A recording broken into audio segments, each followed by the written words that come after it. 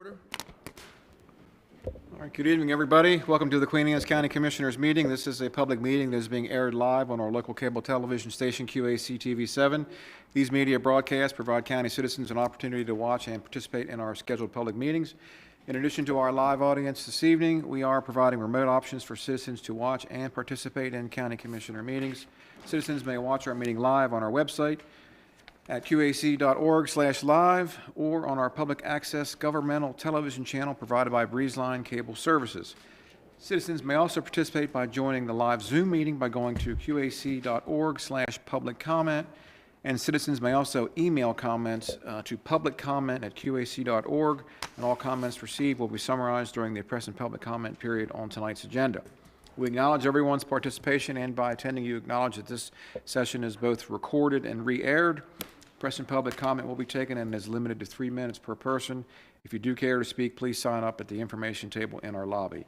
Comments longer than 3 minutes can be submitted in writing for the Commissioner's review. We will now stand and be led in the Pledge of Allegiance by Commission President Jim Moran. I pledge allegiance to the flag of the United States of America and to the republic for which it stands, one nation, under God, indivisible, with liberty and justice for all. All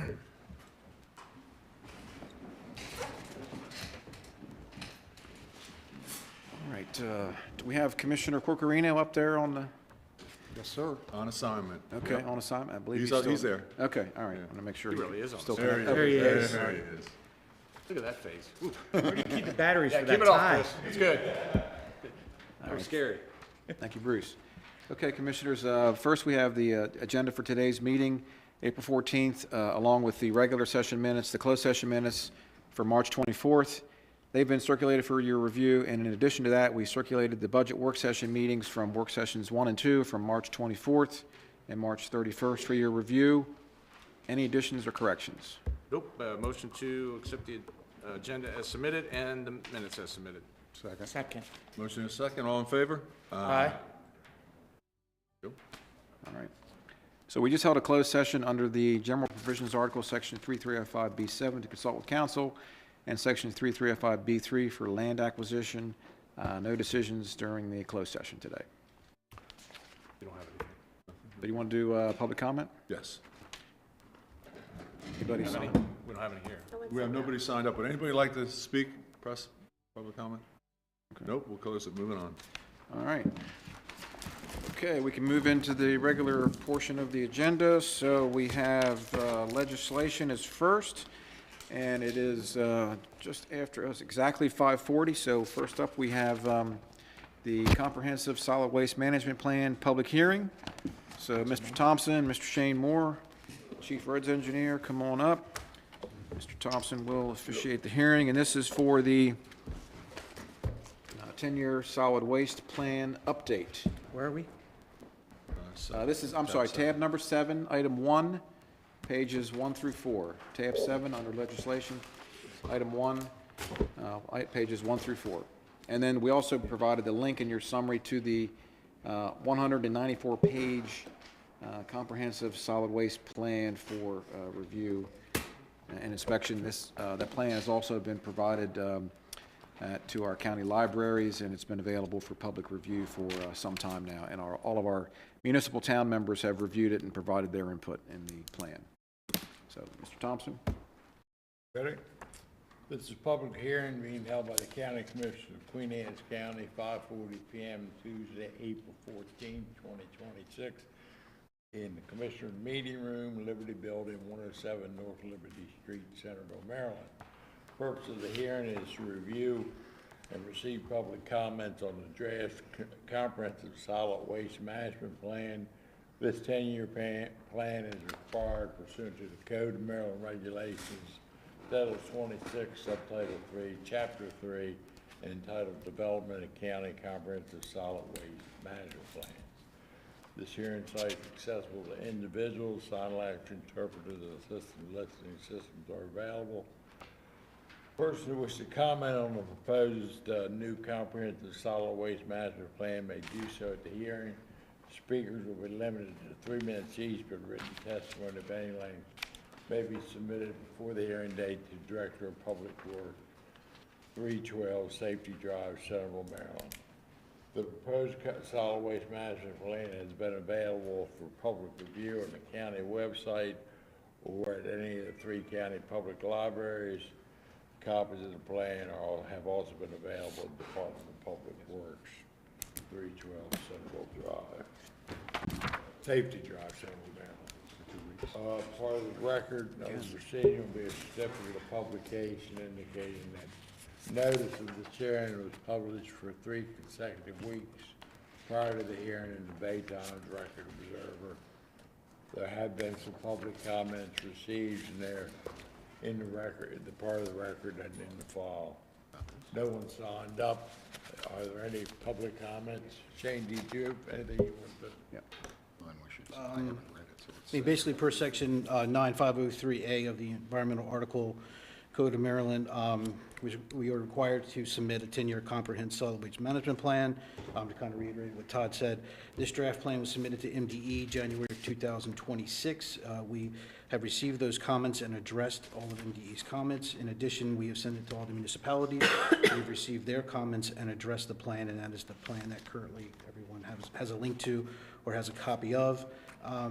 Last week, we presented to the Planning Commission on April 9th, and we subsequently got approved with a consistency with the county's comprehensive plan. I have that letter as well.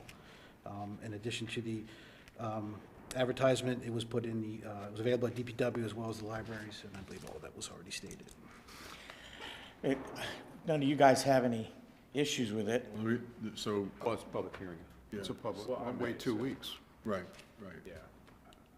Nobody, Are there Pat? any public comments? All right. I'll come out the landfill, correct? Yes. Yep. Yeah. My name is James Schroeder. I live in Shrewsbury Farm at 125 Grace Pond Lane. I've lived there for a couple of years now, and the potential site for it that's back off behind our house, you can kind of see a little bit when in the winter when the foliage is off the trees. You can see and hear stuff as it is.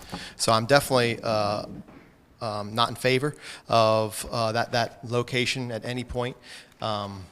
One, I know we're grandfathered in, but they would never have put wells that close to a landfill, and we all have wells in that community. So that's number one. Number two, don't want the sightly smells and the unsightly view of the height of it and the noise and all that comes with it, on top of just nobody wants it. At least I wouldn't think here in our town of Centerville. We already have traffic on, mornings and evenings, just rush hour traffic. Now you want to put dump trucks coming through and the infrastructure for it all. I'm just totally against it, and I would encourage you all to try to find another option, kick the can further down the road if possible, or to Talbot County, or maybe somewhere on 50 or 301 that has better access and can handle the infrastructure and all the traffic and what comes with all the dump trucks and everything that goes with that, and that it's not in someone's backyard like ours. So, thank you. Thank you. Any other public comments?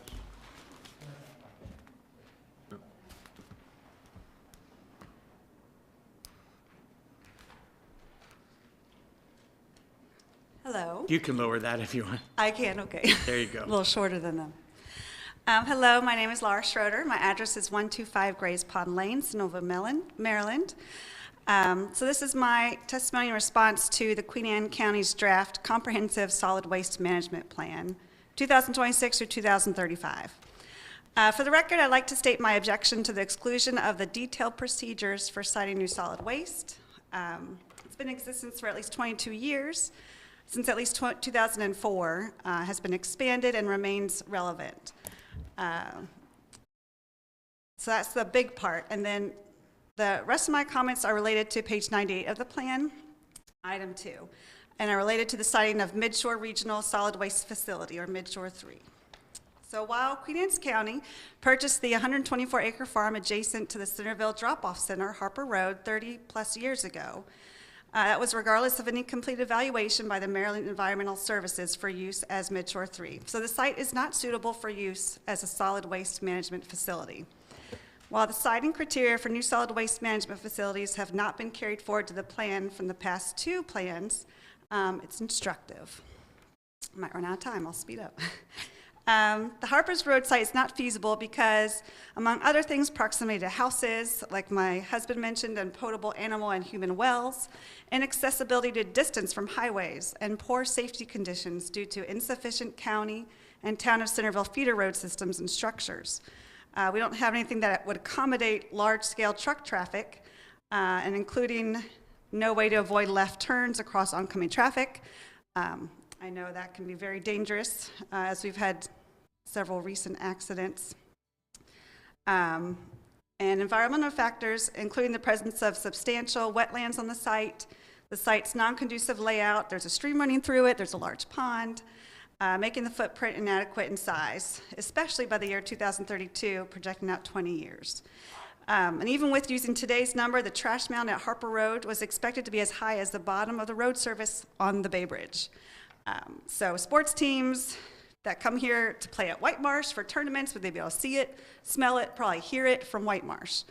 And those traveling along Route 213, the major thoroughway, a scenic highway, would see it and smell it as well.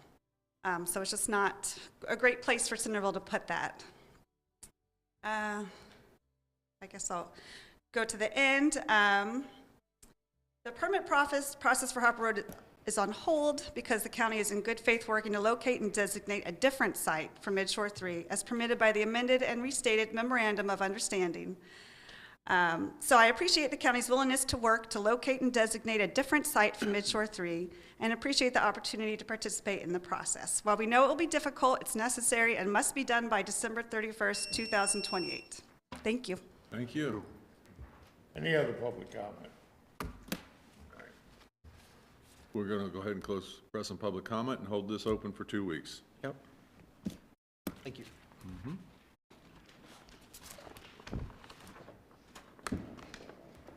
All right, Commissioners, we have our second public hearing. It is 5:50, so this is County Ordinance Number 2512. This is for growth allocation in the Resource Conservation Area, and this is growth allocation non-adjacency standard text amendment for the Gunston School. So Mr. Thompson has the public notice. I'll turn it over to him. Thank you. This is a hearing being held by the County Commissioners of Queen Anne's County, Tuesday, April 14th, 5:45 p.m. in the County Commissioner Meeting Room, Liberty Building, 107 North Liberty Street. The purpose of the hearing is to receive public comments on County Ordinance Number 2512, a bill entitled An Act Concerning Youth Growth Allocation in Resource Conservation Areas of Queen Anne's County, for the purpose of amending growth allocation standards in the Chesapeake Bay Critical Area to allow for the award of growth allocation within the Resource Conservation Area, non-adjacent to an existing limited development area or intentionally development area, for the expansion of current nonprofit institutional uses as of June 29, 1988, that provides secondary education or is used as a youth camp lawfully existing as of the date of enactment of this amendment, providing a definition of secondary education, including specific conditions limiting such award of growth allocation to no more than 150 acres, and generally dealing with and revising the growth allocation standards within the Chesapeake Bay Critical Area of Queen Anne's County. Copies of the ordinance have been available at the County Commissioner's Office prior to hearing and online at the county website. Speakers will be limited to 3 minutes each. Individuals' written testimony of any length may be submitted on before the hearing date to the County Commissioner's Office. All hearing sites are accessible to individuals with disabilities. Sign language interpreters and assisted listening systems are available.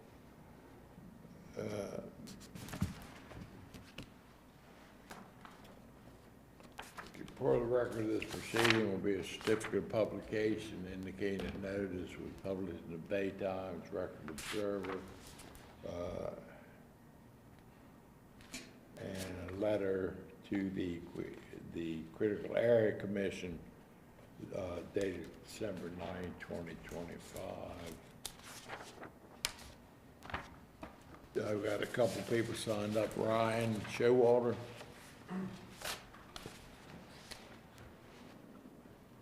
Good evening. Ryan Showalter, 100 Northwest Street, Easton. I'm appearing on behalf of the Gunston School this evening. John Lewis, the head of school, would like to be here. He was committed to a Board of Trustees meeting this evening, so I'm here in his place. But I think the title of the ordinance covers almost all of the substance of the ordinance. It's a short and very discreet change. As you may know, growth allocation generally has a standard that requires the award of new growth allocation be located within an existing limited development area or adjacent to an LDA or IDA. The Gunston School is surrounded by RCA land. It's been in use for essentially, for decades, long before the critical area laws were established. It has improvements, parking lots, buildings, sidewalks that exceed lot coverage standards on some of the parcels, and they have plans to expand their facilities. So we need growth allocation to both address the compliance of the current facility and to provide for additional improvements. But the county is not in a position to award growth allocation because it's not adjacent to an existing LDA or IDA. The county created an exception to that adjacency standard once before for the standalone emergency room in Graysonville. That required growth allocation and was all RCA, so your code already has a non-adjacency exception. This adds a second exception, and it's limited to secondary education facilities and youth camps. And so we worked with the county staff on this concept. This is essentially a revision that was going to be brought forward by the staff as part of the comprehensive county critical area program update. Gunston needs it sooner than that update was proceeding. So we applied for this text amendment to advance this. The Planning Commission reviewed this text amendment and issued a favorable recommendation. It then went to the Critical Area Commission and received favorable recommendations from both the Critical Areas Commission's Program Subcommittee as well as the full commission. So we appreciate your support. We'd be happy to answer any questions. Thank you. What are you looking to add to it?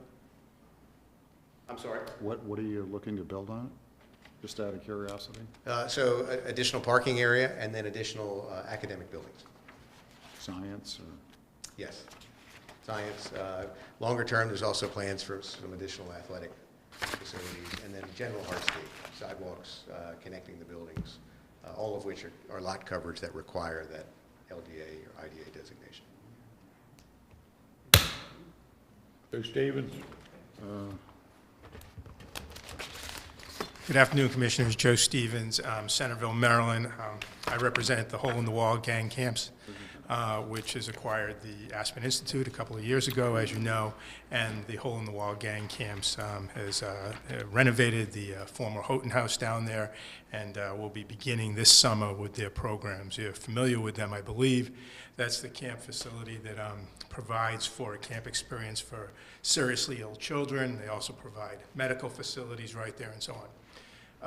When this amendment was proposed, and I had reviewed it, I considered that it would also apply to the Hole in the Wall gang camps, because they'll be coming in for growth allocation at some time to go to their phase 2, create infirmaries, create cafeterias, create dormitories, rooms, so on and so forth, recreational facilities for the kids. And they'll be using growth allocation. The way that it had been drafted was a bit unclear whether this adjacency, because as you know, the former Aspen Institute is an adjacent to any IDA or LDA, would have applied. And it was the intent, I believe, from talking to the planning office, that the Hole in the Wall gang camps would be included.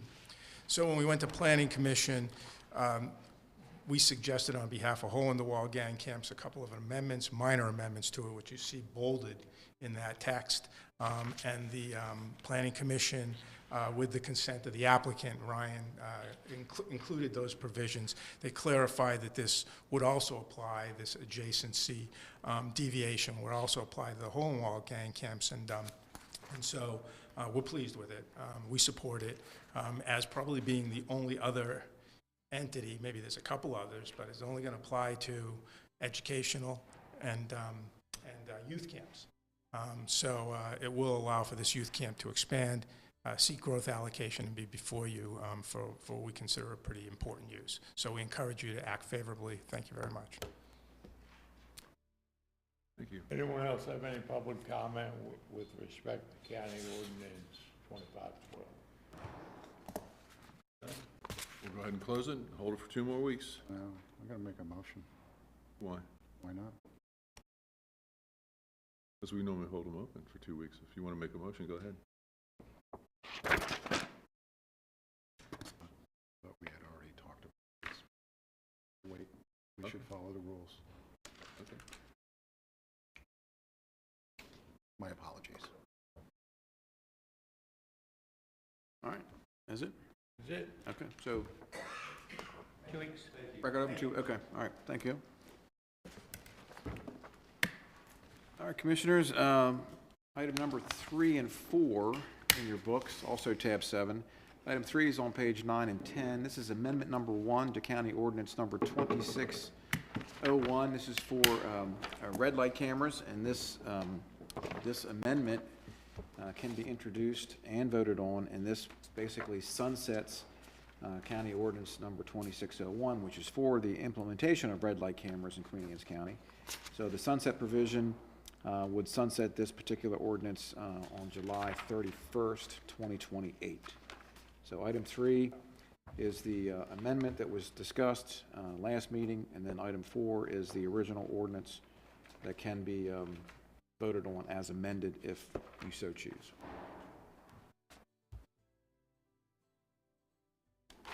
I'll make a motion to adopt the amendment number 1 to County Ordinance 2601. We have a motion and a second. Any discussion? My whole thing was, and I think I stated it last meeting, but I'll state it again, is that a lot of these things, when it comes to fees and taxes, one of the things people get mad about and what you see every year is something comes up 10 years from now and people wonder where it came from. Well, I don't want anybody to wonder where this came from. In 2 years, we look at it, if the whole concept of people aren't speeding anymore and they're not running red lights, then we don't need it anymore. And that's the only reason I put this amendment out there, so. It'll force the commissioners to do their job and look at these things. I want more time to study it, but go ahead, let's vote. Okay, we have a motion. We don't have, Amendment, yeah. and we have a second. Any further discussion? Seeing none, all those in favor signify by saying aye. Aye. Opposed? Aye. He's a yes. Patrick's a no. 4-1. 4-1. All righty. I'll make a motion to pass County Ordinance 2601 as amended. Second? We have a motion and a second on 2601. Any further discussion on that? Seeing none, all those in favor signify by saying aye. Aye. Opposed? Aye. He's 4-1. There's a delay, so, Just put your thumb up, Chris. yeah. Okay. All right, thank you, Commissioners. Likewise, items 5 and 6 are together as well. Item number 5 on pages 14 is amendment number 1 to County Ordinance 2602, and this is for speed monitoring systems within school zones. The first amendment, number 1, is the same sunset provision of July 31st, 2028, and then item 6 on pages 15 through 17 is the County Ordinance 2602 for speed monitoring systems for school zones only. Applicable Monday through Friday, 6 a.m. to 8 p.m., and so that they are available for decisions tonight as well. Make a motion for Amendment 1 to be adopted for Ordinance 2602. Second? So you introduced it, and you're making a motion to approve it, correct? But add the amendment. As- Add in the amendment. Correct. That's what I'm saying. Add the amendment. Correct. That's what I'm saying. Okay, we have a motion and a second. Any discussion? Yes. If we can, I would like to put in the amendment that this is only for schools. I know you're going to tell me it's only for schools, but at any time, the state can change it, and you can put it everywhere on every corner. So I would just like that to be put in there, that it's only specifically for schools, regardless of whether the state changes the law, and they will at some point. Okay, Well, this first is off, this is the count, hold on, to clarify, this is the county ordinance, so the state can't change this. We would have to then adopt the state's new law. They can't supersede this. So, because it says only school It's a zones. simple sentence. I'm not in favor of that in my well, amendment. first off, okay, Patrick, you need to make a motion. It has to be in writing. If you're gonna propose an amendment Right. to an ordinance, it has to be in writing. So I'm willing to hold it over if you want to put another amendment I forward. would like to don't- do that. That's You- fine with me. No problem? That's fine with it, yeah. Okay, so we'll hold amendment number 1 for County Ordinance 2602. And then we'll table 2602 for now. Yep. So I'm sorry, did we table, you tabled the? Yeah, the amendment's tabled the right am- now. The amendment is tabled, okay. Right, which means the ordinance is tabled. Okay. Yep. So that's it, right? Yeah. Okay. Yep. To be continued next meeting, all right. All right, Commissioners, moving on, item number 7 is on pages 18 through 20. This is from a previous hearing for the 2011 Comprehensive Water and Sewer Plan. This is Amendment 1126. This is submitted on on behalf of the town of Centerville. They were requesting a text amendment to revise or replace the current requirement on the ownership of lands used to spray irrigate treated wastewater effluent. Currently, the plan requires the land used by a government for effluent disposal to be owned in fee simple, and the town has requested that this provision be modified or replaced to allow for spray on leased agricultural land and, where appropriate, public open space, passive parklands, et cetera. So those are that is the purpose of the amendment. And we have Mr. Alan Quimby here, Director of Public Works. If you have any questions, I think the town of Centerville has some representatives here as well if there's any questions for the town. This is available for. Give us your decision. elevator speech. What you got? I think you should approve the amendment for the lease portion, and both portions, because as far as the county lands, which is the only landowner impacted, they're still gonna have to come back before an agreement, so approving the allowance of parkland is just like the first step. So you've got a whole nother agreement that you'd have to map out with the county, so I don't see any harm in that. I do think the lease option, while it has some potential pitfalls, I admire the fact that they're trying every avenue to keep the new effluent out of the Corsica River. I think that's the best solution. And frankly, MDE has the right to veto it anyway, so let them be the bad guys. So I guess the bigger question is, I remember when we had when you guys came in, I guess it's been almost a year and a half ago now, and they had the discussion that even with the spray fields, though, you still had that deadband time frame where you wouldn't be able to flow at the higher rate because of the temperatures. During the winter. Is that still? Yeah, I'm sure they will not be able to just groundwater discharge in the winter. So yeah, you probably would see some increase in the winter, but not in the summer, which is when the biologics is more prevalent, the damage could be more prevalent. So you figure this will get you past the MDE for that flow, or is this just like a first step to try to get This there? is the very first step. Very first step, yes. Gotcha. Okay. Even if MDE doesn't deny the amendment, because they always have veto power over these amendments, they still have to go back and get a discharge permit once they identify a farm or field or whatever. Okay. Is leasing still in the option for you? Yes, Very much so, versus purchase? yeah, we have been unsuccessful with purchasing, so. Break the bank. Mhm. Okay, So you need a motion, right? yep, we need a motion. Where was that one? The third one down? Did you find it? Well, the other issue is whether the county gets to review the lease or review and approve the lease. So that's your call. So one of the top two.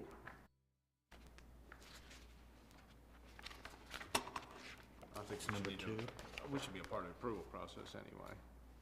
Approval of the lease, Of the lease, you guys are good with that, or right? review of the lease. Review at least, I mean, yes, yeah.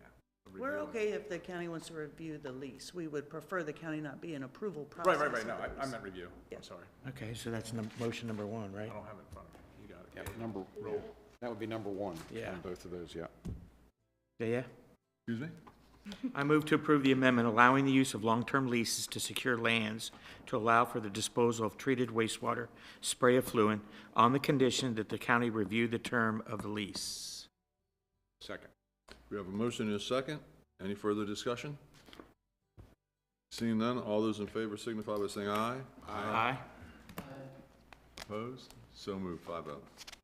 Then you need a motion on the Parks one, too, please. You want to roll, Phil?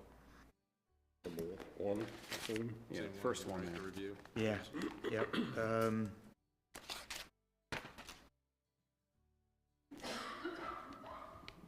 But it doesn't say review.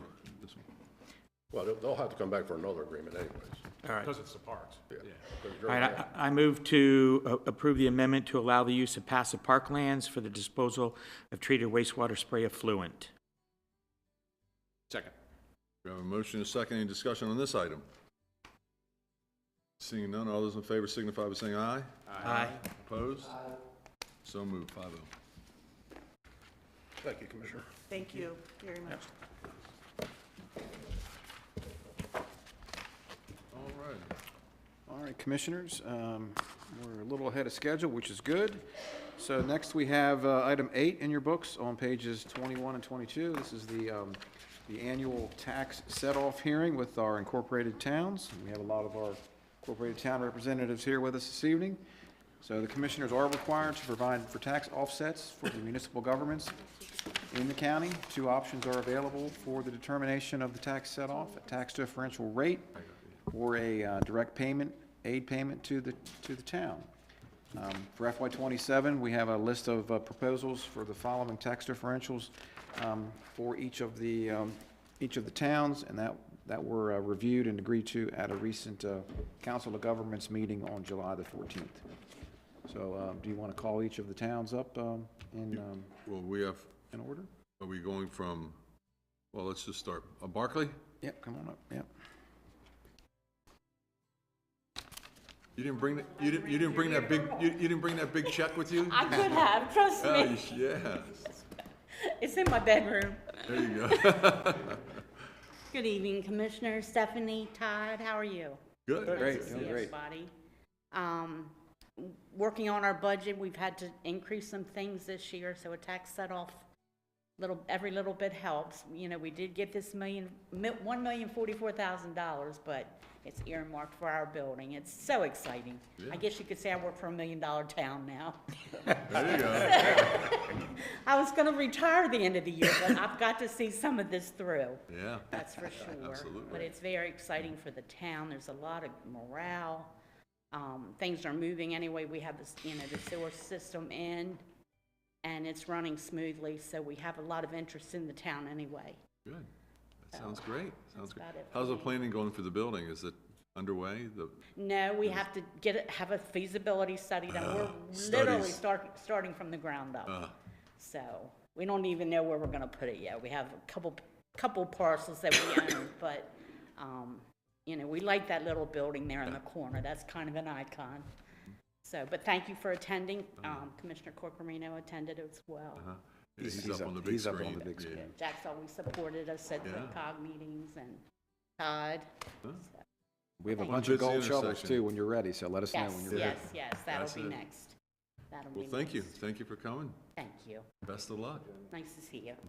All right, thank you, Virginia. So we have an aid payment for Barclay in the amount of $22,183. Sounds good. And we'll go Got $1 Center, million, Todd. That That's chump change. Centerville. They'll leave that on the desk for a while. Good evening. Good evening. How are you? Good. Long time no see. I know. So I believe with Centerville, the county's tax rate is reduced by 13. 13 cents. Yes, for our residents, so. I remembered. I said, why I remembered that, I don't know. I'm glad you did, because I forgot what the rate was. Well, that's not a bad thing. So you guys are good then? Yeah. Good. Well, thank you then. Thank You you. didn't have far to go though, right? No. There you go. Walk down the street. Across the street. Churchill. Tell somebody there he is.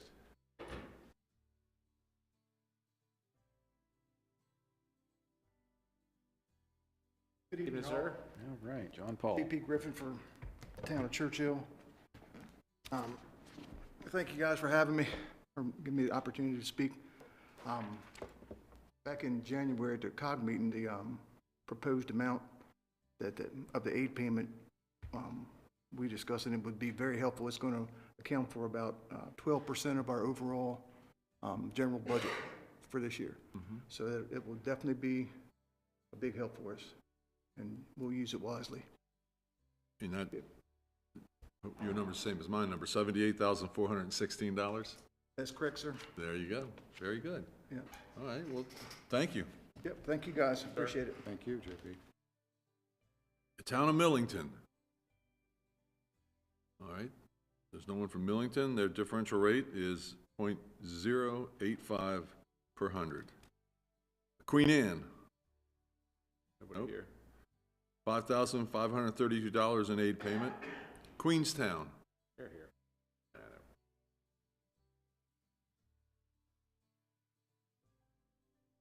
Hello, Hey. Hello. me again. It's always a pleasure to be here. First of all, I'd like to thank you for my other hat, which is the Reads Across America program. And I'd like to thank you for your ongoing support and participation. It's really a wonderful day. I would invite you all to come on that day because it's really spectacular Awesome. to see every veteran's grave have its own individual wreath. When this program first began, we had one for every 6 graves, and I don't know, I didn't feel empowered to be the person to say this veteran doesn't get one. So I'd like to thank you for that. Now I'll put my Queenstown hat on, and it's been a really a bittersweet year for us because we lost our long-term commissioner, Tommy Willis.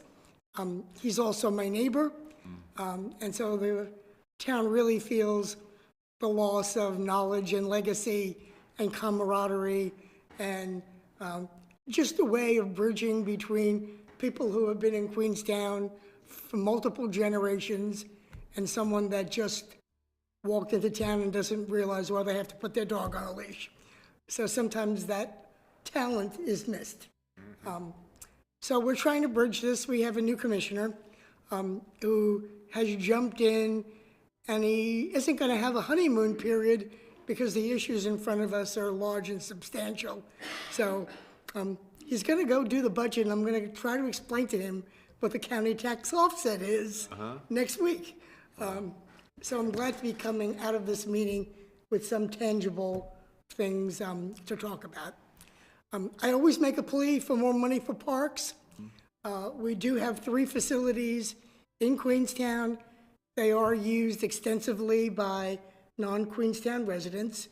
We have 2 docks, and they're not exclusive to Queenstown, so we have a lot of watermen who rent the docks in Queenstown and use our services, and they're not Queenstown residents, so we don't derive revenue from them. We have a community park where on the day before Easter Sunday, our bunny had 120 people, children. Now, we don't have 120 people in Queenstown, so it may, I don't know if we have 120 adults.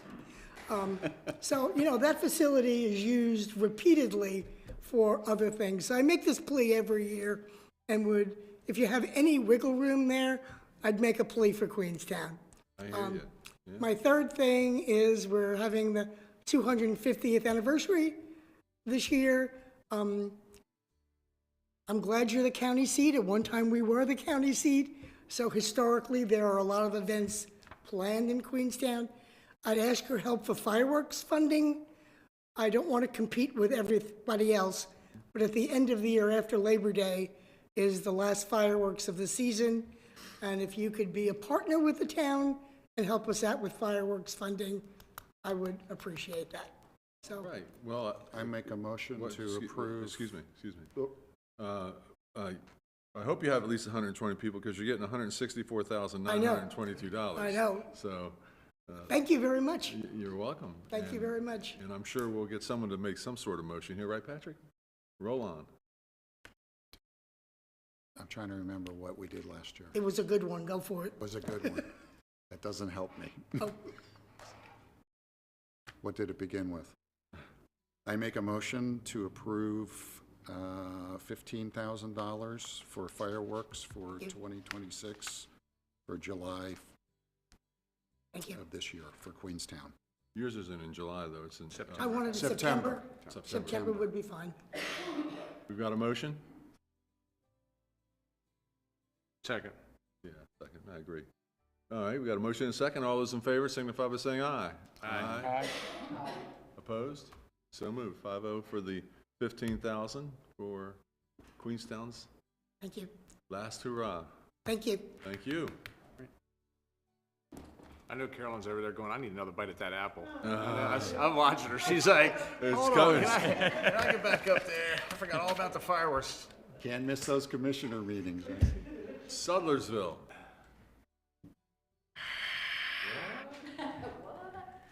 You already got your fireworks, right? You guys already did yours, right? Oh, we have lots of fireworks, yes. If you'd like to give us I'm any more talking- money towards our fireworks or real our fireworks. festivals, The yes, real that ones, would the be ones that go in the fun. sky and explode, that's what I'm talking about. Yes, we would certainly appreciate those.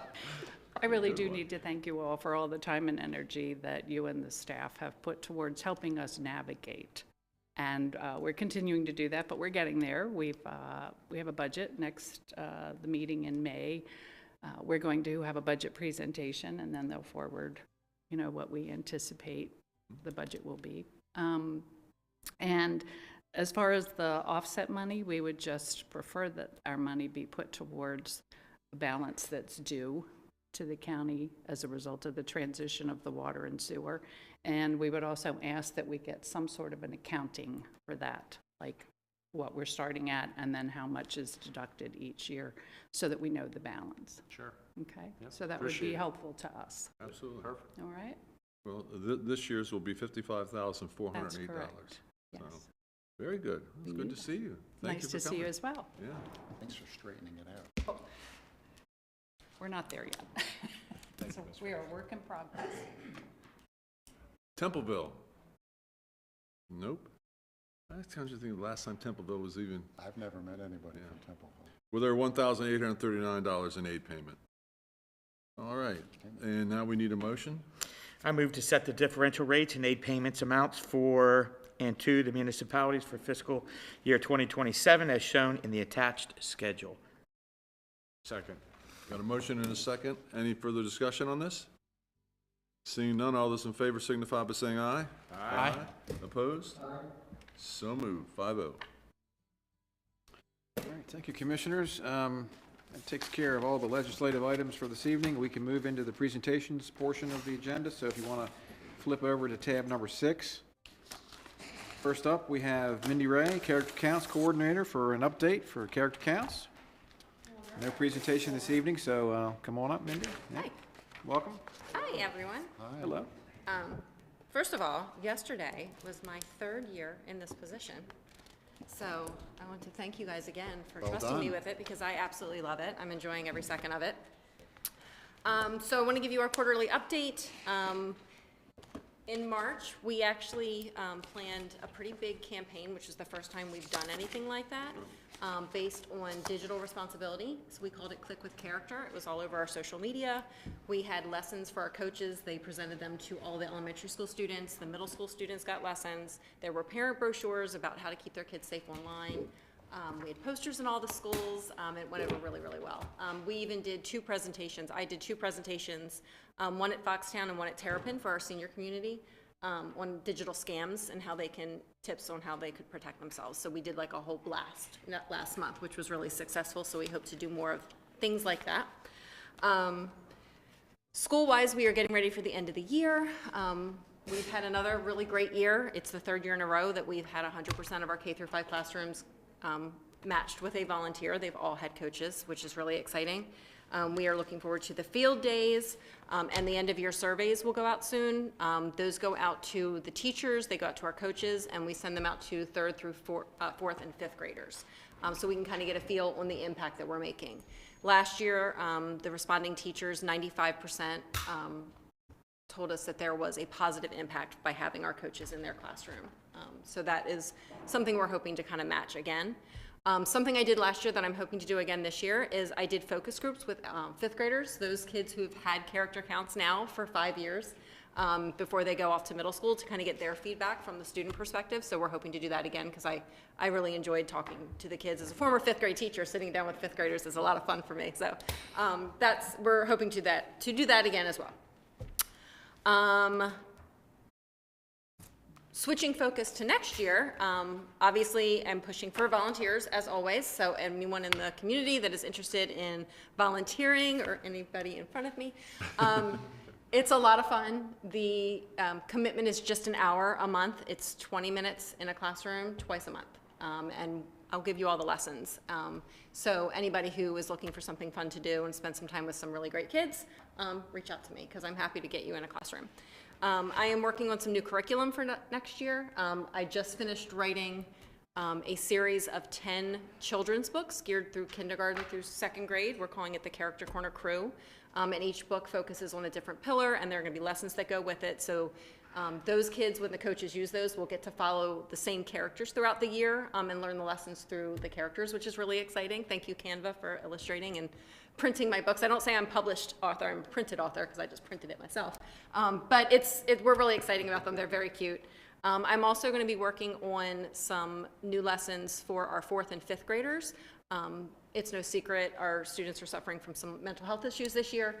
And so we, as character counts, we kind of want to maintain our role and know our place, but we feel like we have a position where we can be in and talk to kids about self-esteem and just their own self-worth and things like that. So some of my 4th and 5th grade lessons are going to be geared towards that and really helping kids just through the pillars of character recognize that, you know, they're pretty good.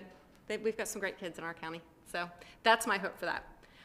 As always, please follow us on our Facebook and our Instagram. We are doing monthly focuses. This month is trustworthiness, so you'll see our Trust Grows Here Community Challenge, where we're reflecting on what trust and honesty looks like within the community. And then Truth Bomb Tuesdays, which are always fun little just tidbits about telling the truth. In May, we're going to do, which is our month of caring, we're going to be doing Caring in Action. So each week we will highlight different roles in our community and the ways that they show care for our community. So look for those and share them. And in addition to looking for volunteers for next year, we're always looking for new members for our advisory council. We meet like every other month, and it's really great for me because I'm the only one who does character counts in the county. I'm the only one who runs all of it. We had 112 volunteers I managed this year, so that's a lot of work. So when I can pick other people's brains and get feedback on what we're doing or ideas that directions they think we should take, that's always beneficial to me. So anybody who would love to sit on our advisory council, I welcome everyone. And how do they get a hold of you to do that? You can reach out through our website, which is www.peopleofcharacter.org, or you can email me. It's really simple. It's mray@qac.org. Very simple. Very good. But we're doing great. So thank you guys for your time. I'll see you in 3 months. Have you been involved in any of the meetings the last few weeks about the mental health? Here? Oh, The school? some. So I sit on the safety net committee. With at the Board of Ed. So we actually meet tomorrow morning. So I'm hoping to get an update on what's going on there because At 10 o'clock? yeah, sits on my heart. So Yeah. yep. So I'll be at that. Great. Thank you guys. Good job, thank you. All right. All right, Commissioners, next up, we have our feature presentation for this evening. We have item number 2 under presentations, tab 6, pages 2 through 19, also up on the big screen. This is the moratorium task force update. This is an interim update that is from the established moratorium task force on their research activities and the preliminary recommendations concerning resolution 2512, which expires in August of this year, August 12th. The evaluation is intended to target long-term strategies of the implementing policies and plans to best manage the remaining sewer capacity and to evaluate school capacities with the KNS&G wastewater service area. Public Facilities Manager Steve Cahoon is going to lead the presentation here this evening. We also have a distinguished cast of characters here that are with us tonight from our Department of Public Works, Director Alan Quimby and Matt Lucas, the Chief Sanitary Engineer. From Planning and Zoning, we have Amy Mordock, Also participating on the committee was Stephanie Jones and Rob Gunther. Economic Development and Tourism, we have Director Heather Tonelli. From our Board of Education, we have Daryl Bariclo. He's been participating on the committee. Also from Community Affairs, Beth Molaski, and did I miss anybody? And Patrick Thompson from County Administration, and yours truly as well. So we've been putting a lot of time into this presentation and evaluation of this these charters. So I will turn it over to Steve, and anybody else that wants to come on up as part of the committee can certainly do that if they like, or they can stay there and. Bueller, anyone? Looks like they're hanging you out to dry. No, they're here to answer all the questions. Any questions? I will not answer any again, questions. This is a interim update. You know, we are looking for some feedback on some of the preliminary ideas. I think primarily we want to make sure that the allocations that we have are going to see us well into the future. You know, we have a limited amount. We want to stay open for business. As well, for commercial development, we want to address our public health areas in the county, and we want to also evaluate other ordinances for public school capacities and our APFO going forward. So we have a lot of information here, and so you can digest that and give us any feedback that you want. So I'll turn it over to Steve. All right, thank you very much for having us here this evening. And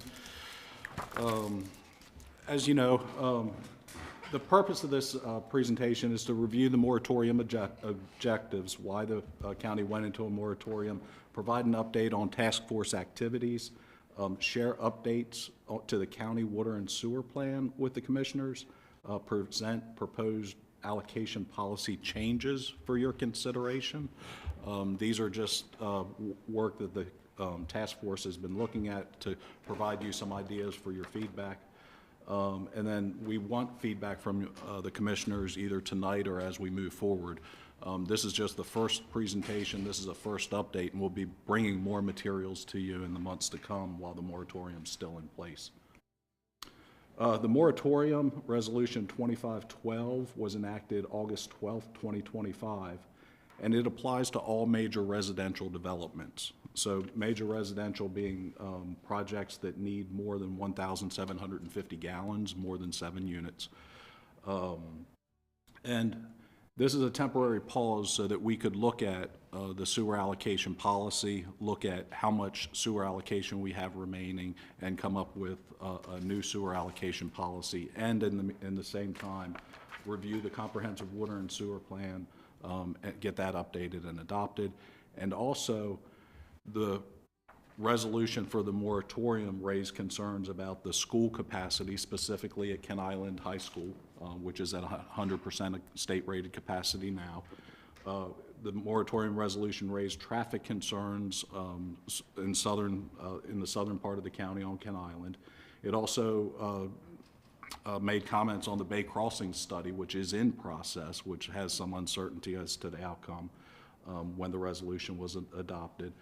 And then there's been talk about the re-rating of the sewer treatment plant. We have a 3 million gallon a day sewer treatment plant, and we're asked that it be re-rated to 3.3 million gallons through MDE. And we've applied for that. They've held a hearing on that, but we have not yet received that actual permit for the re-rating of the plant. So that's in process. The task force, as Todd went through, is made up of representatives from Public Works, Planning and Zoning, County Administration, Community Affairs, Economic Development, and the Board of Education. We've held 4 meetings to date and had a lot of other additional conversations related to the moratorium. And the task force is really looking at how to manage. The biggest issue is the limited amount of sewer capacity that we have, and how can we best manage that moving forward so that we don't run out and end up in a sewer moratorium right away. How can we ration out sewer over time? So we have a limited supply, and we're going to talk to you about how one option on rationing out that limited supply of sewer allocation. We also talked about, are there ways we can limit demand for sewer You'll recall when the 2022 comprehensive plan was adopted, we actually downsized the growth areas as a result of the limits on sewer allocation to limit some of the demand. There's also recommendations in the comp plan about looking at zoning districts and consolidating some zoning districts, and there might be some opportunities there to limit demand for future sewer requests. Also looking at creating new capacity. We have a sewer treatment plan. Are there options to increase capacity beyond the re-rating? That was something that the task force looked at and discussed, and there's really no practicable way to get additional sewer allocation. The different alternatives that may be out there really don't fit with the location of our sewer treatment plant, and we don't see a reasonable way that we can get additional sewer capacity at this point in time. And as you recall, we're capped not by the size of the plant, but by the pollutant discharge that comes out of the plant. With the pollutant discharge being the cap, that's the constraint. We can't just build a bigger plant and build our way out of this situation. I know you asked for 300,000 more. How much do we have left when you take? Good question. We'll have that in the three more slides. So this is the Graysonville Sewer Service Area.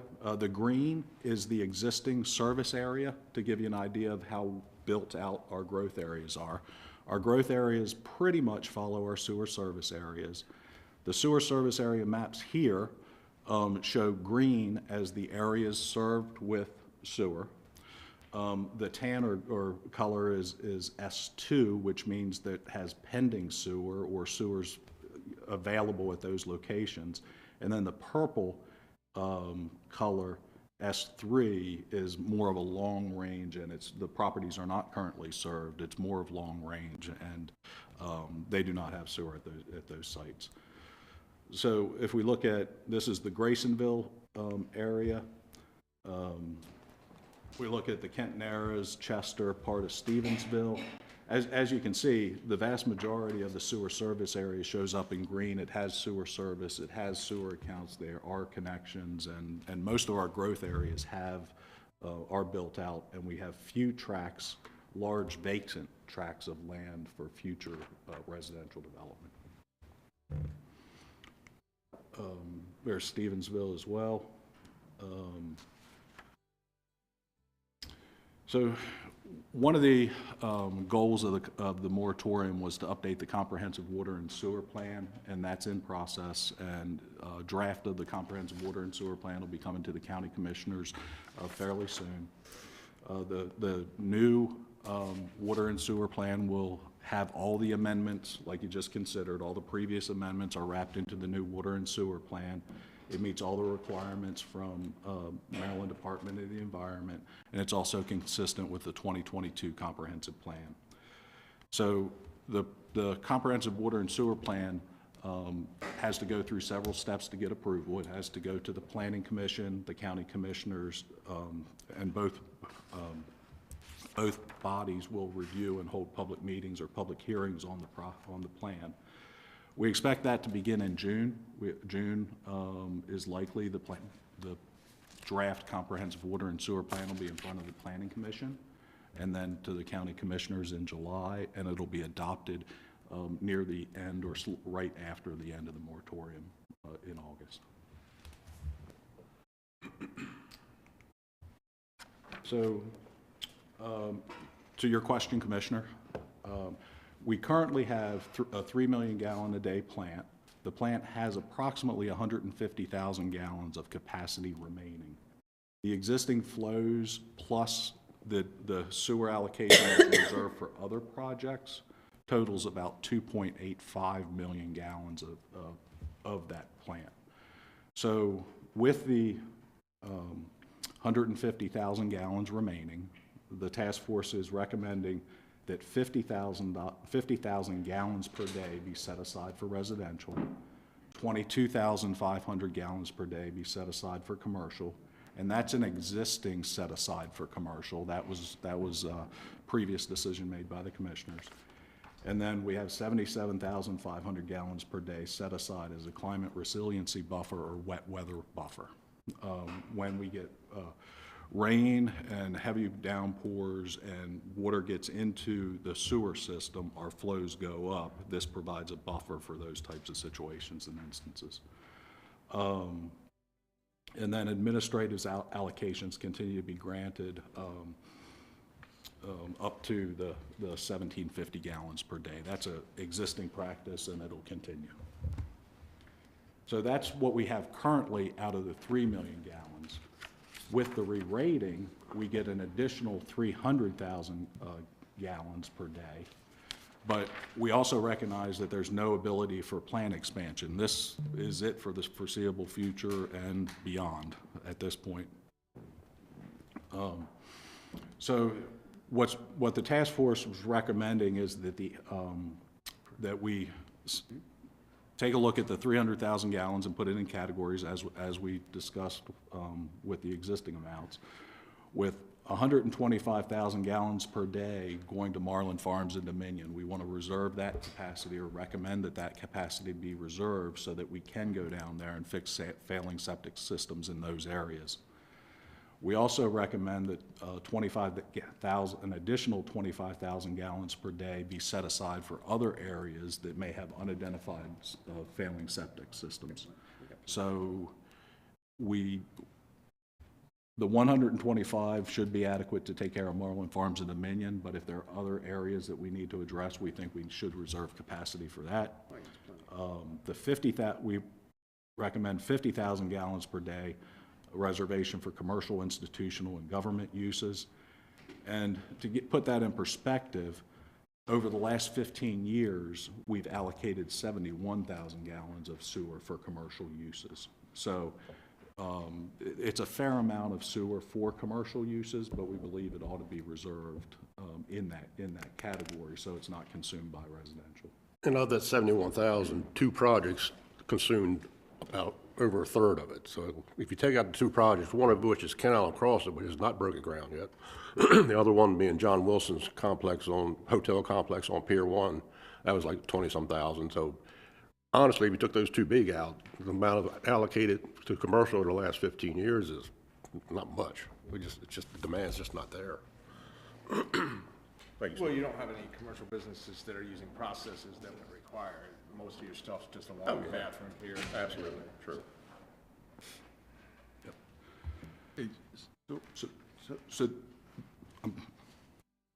I wonder if it would help the public if you explained why there's allocation. Why is it 300,000? Why does every different sewage treatment plant have limitations on it? What's the purpose of it? Make sense? Sure. It makes sense to me. No. Alan, sure. Perfect sense to Alan.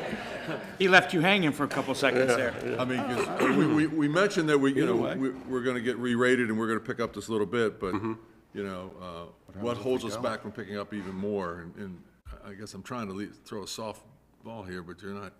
Clean Water Act, which was adopted in 1972, one of the provisions was called total maximum daily loads.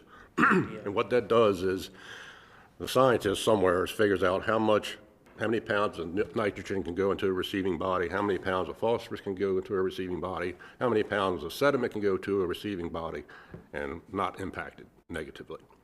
So in our case, they decided we are allowed 36,547 pounds of nitrogen to discharge in the bay forever. No matter what we flow, that's the most that we can put out there.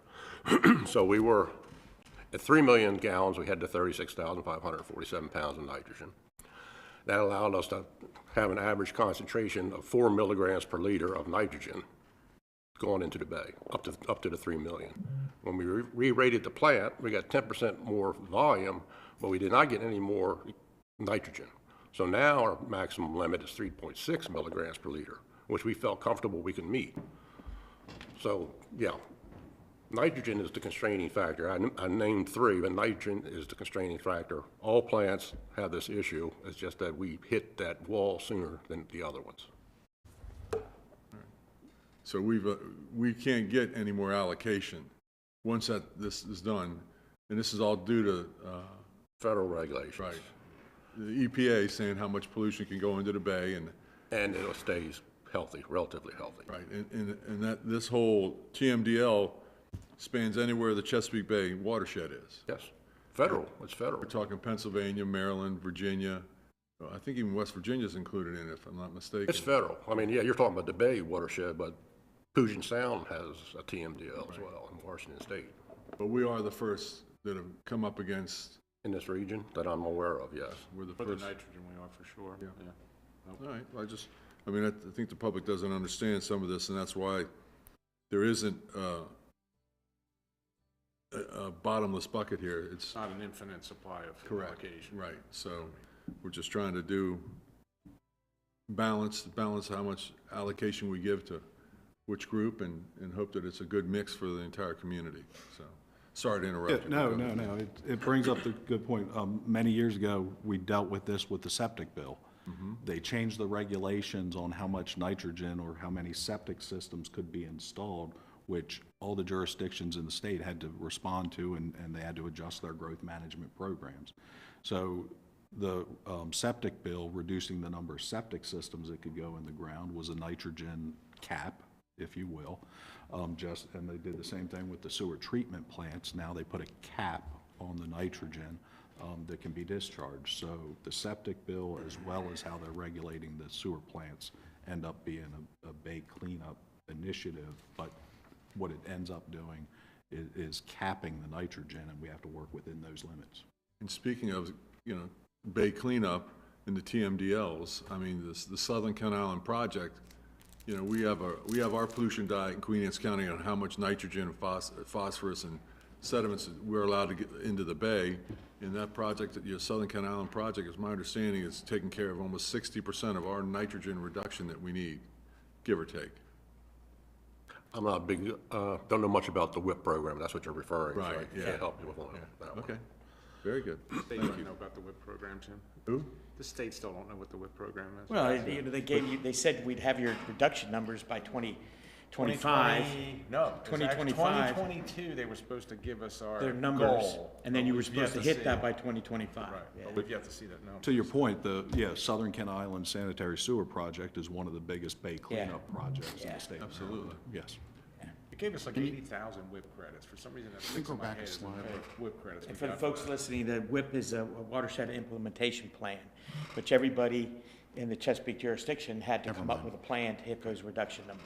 Let me, Okay, so So I'm going to add one more thing. The can I- TMDL only applies to surface waters. If we had decent soils, we could probably irrigate on Right, soils. But correct. we have no decent soils on Correct. Ken Island. So then you're restricted to 10 milligrams per liter of nitrogen, because that's a drinking water limit.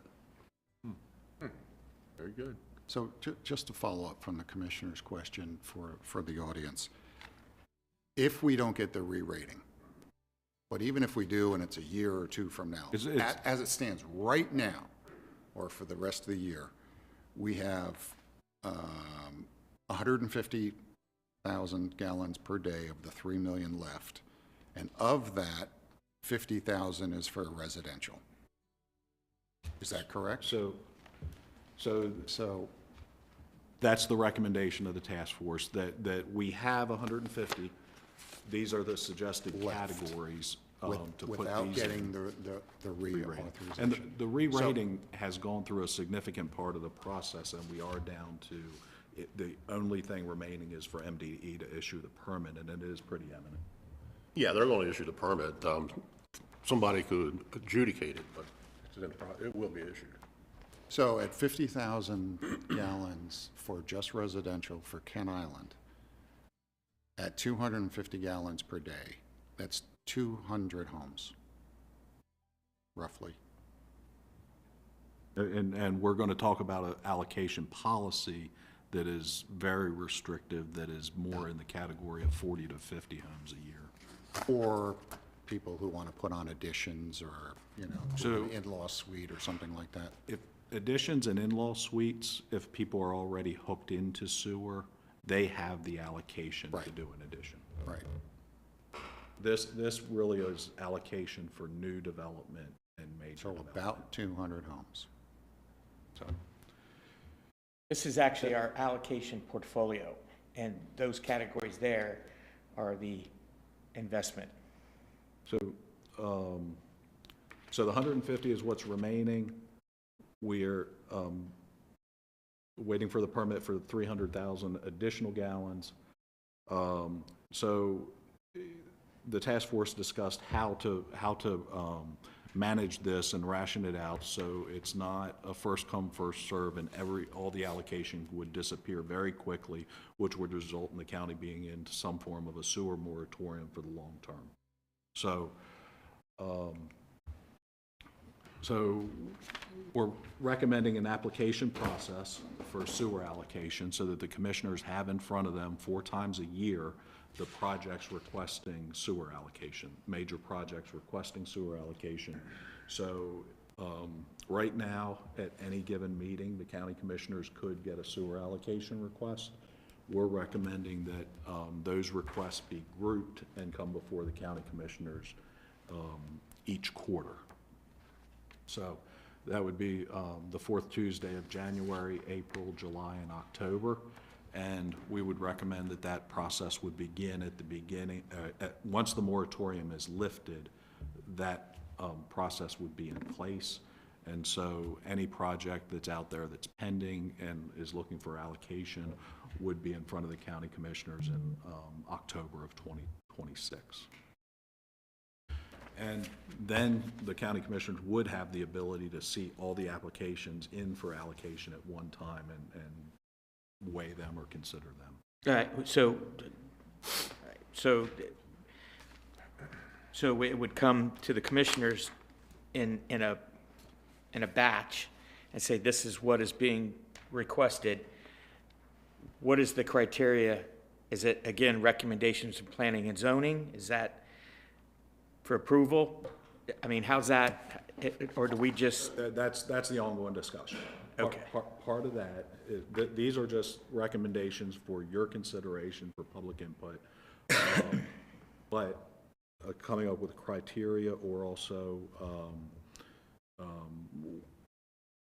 you know, let me back up. We'll get to the next part. And let me go ahead and move to that. And okay, we'll have some discussion. All right. So this is the recommendation that we go to quarterly requests so that projects are batched and the commissioners can consider the multiple, if there are multiple projects vying for allocation, we would know that at that time.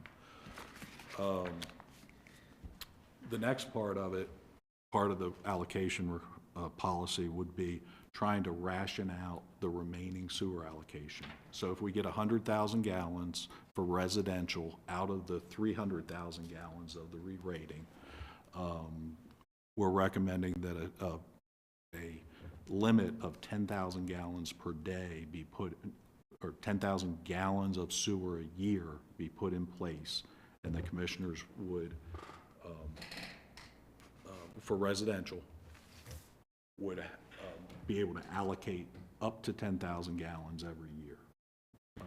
So 10 years. So that would give us 10 years of allocation. Jim, what's our build out on the bridge right now? Are we 10 years out? Where's that at? Think so? 2032. 30, Not the 3. build out. They're going to start in 2032. 2032 and it'd be 31. 31. Yeah. Okay. So 3 years, so 34. To start. It start. No, finish, you're driving 34. So Steve, so backing into your other number of 50, so would you, where did the task force go with that other 50 if the re-rating, this is obviously dealing with the re-rating, did that other 50 get rolled into this 10? How did that? Yeah, that's coming up, yes. It did, okay. So the last bullet on this slide, if we have any remaining allocation left out of the 3 million gallons plant, we would roll that into the categories of the 3.3 million gallon of the re-rating. Split equally, or I mean, or just by that, category. you guys are going to come up with what that number might look like. So by category, if we have, so with the 300,000 gallon re-rating, we're recommending 100,000 gallons of that go to residential. Over time, 10 years right now.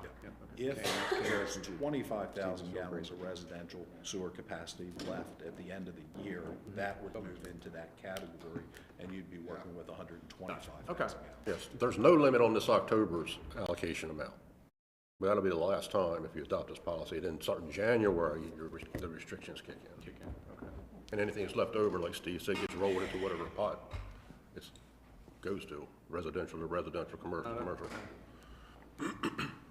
So for commercial, as an example, we had 22.5 in remaining of commercial allocation. Out of the 3 million gallons, we have 50,000 gallons. If nobody requests allocation in October for commercial uses, we would have 77.5 rolling. On an average time where we don't have these larger communities being built out, what is our typical ask per year, Al? Any idea? 10,000 would handle most of them. I mean, Aspire was a big one, obviously, but that's an outlier. I mean, it's just, and like Steve alluded to earlier, there's just not that much vacant land out there. Right. That's what I'm thinking. So you could even go a lower rate and give you more flexibility through the next comp plan and all that. It's trying to make sure or leave a trigger to reevaluate it in 6 years or whatever to look at actual build out to gauge it.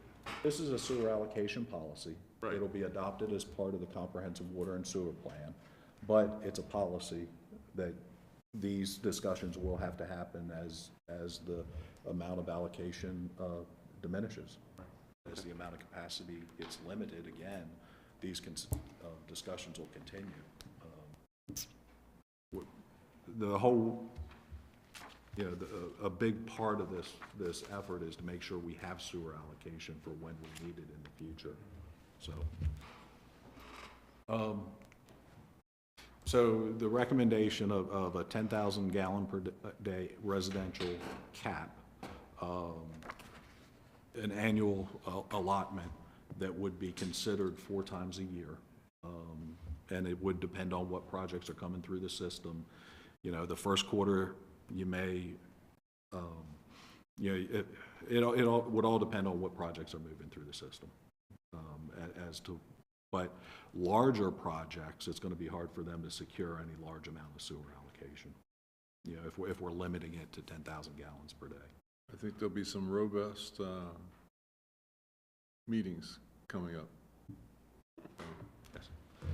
Well, I'm just thinking of permitting too. When you do that quarterly, if you do get a larger one, then permitting gets inundated right away because they're going to want to be shovel ready when they get their allocation, I would think. So but these are major projects that are going to be going through the development review process, and they're going to be requesting allocation in order to get their final plat signatures or final site plan signatures. But I'm saying if you got like 6 or 7 of them bunched up, and then they all get that go at one time, then poor Amy's. No, not really, because they're going to come in as soon as they can to see whether they have a project or not, see if they have allocation or not. Right, but right after that, though. No, and the way the policy is written right now is they have to go through one review for planning and zoning, and then they can request allocation. But they still got a lot of engineering to do before they start pulling building permits. Okay.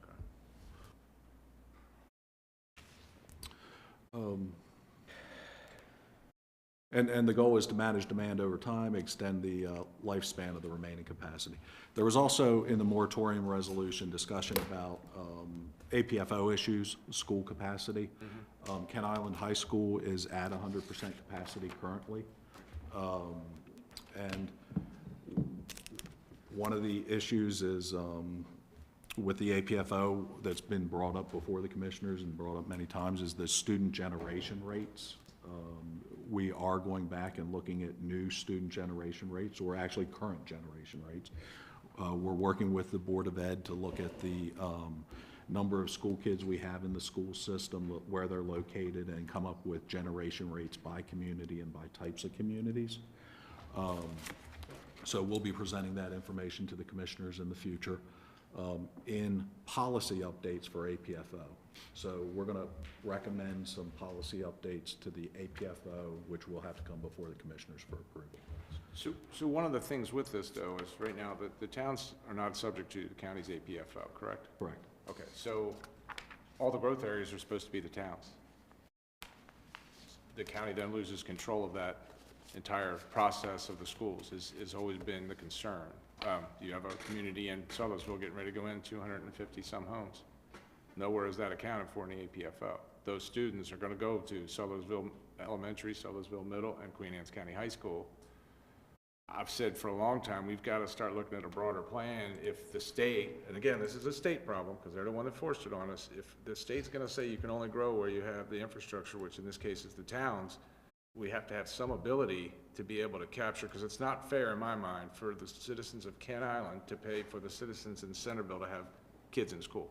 And that's ultimately that's what you're having with no recourse back, because they all pay, they all have to go through the entire process and, you know, for the APFO and all that, but on the backside, in the towns, they can build as many homes as they want without any kind of recourse for the schools. Correct. Or oversight, right? The county APFO does not apply in the towns. You're absolutely correct. The towns do pay impact fees. Right, I'm talking strictly on the fact that they can build as many as they want, and the county as a whole is going to make up that having to build a new school because it went unfettered, and it didn't get scrutinized the way it is if we put more homes on Kent Island. Yes. That development could not be stopped by an APFO. Correct. It would move through the system. That's my and point, those is kids we would don't go have anything into to the stop school that, system. and the state is saying you need to build there. Yep. And giving us no way to make sure that we don't get stuck with having to build 3, 4 more schools in the next, 5, 10 years of growth. So we'll be bringing we'll have these policy discussions with the APFO, and part of it is, maybe we can come up with some ways to reach out to the towns and work with them more closely when their projects occur. Todd was at a meeting where I brought this up at the COG meeting and brought it up to the towns, and I said, look, there's an awakening. It's got to be coming, and you guys need to be prepared for it. So they know something's got to happen with it, because again, there's no way the county would survive if all the growth went in the towns right now, from a school standpoint. So we'll be bringing that. Updated generation rates, pre-K, as you guys know, pre-K is almost mandatory now. It wasn't in the past. We're going to start including that in our calculations differently. It's going to be required now.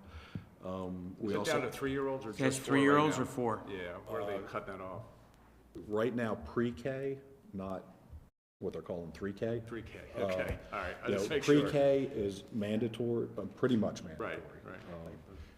Or 4-year-olds. Right, that's a pre-K. 3K is what they call 3-year-olds. Which we also hasn't been mandated yet. It's income-driven still. Okay. There's also an acknowledgement that high schools operate differently, and high school at 100% capacity has different operating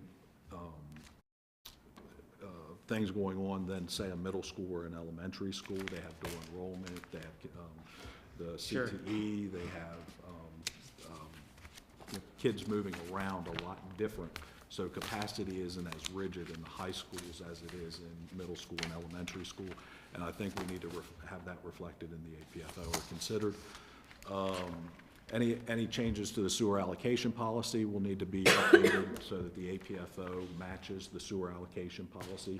We don't want somebody moving through an APFO and then not being able to get a sewer commitment. And then we are looking at the summer traffic and the Bay Crossing study. We are tracking those things. The Bay Crossing study, there's been a lot of activity, as you guys know. You guys have participated and are well aware. Since the moratorium started, they've selected a preferred alternative. We know what that preferred alternative is. We have an idea of what the traffic pattern and as much of a schedule as they can provide. So we are, we do understand what's going to happen with the bridge and when it's going to happen to the extent that information's available. So that's occurred since the beginning of the moratorium.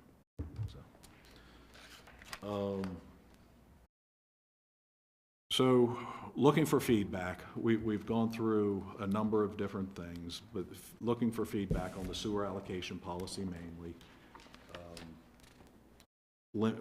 Looking at having sewer allocation requests 4 times a year is one of the big major changes, and then also limiting the amount of residential sewer that would be available each year, and rationing that out is another big part of the policy that's for consideration.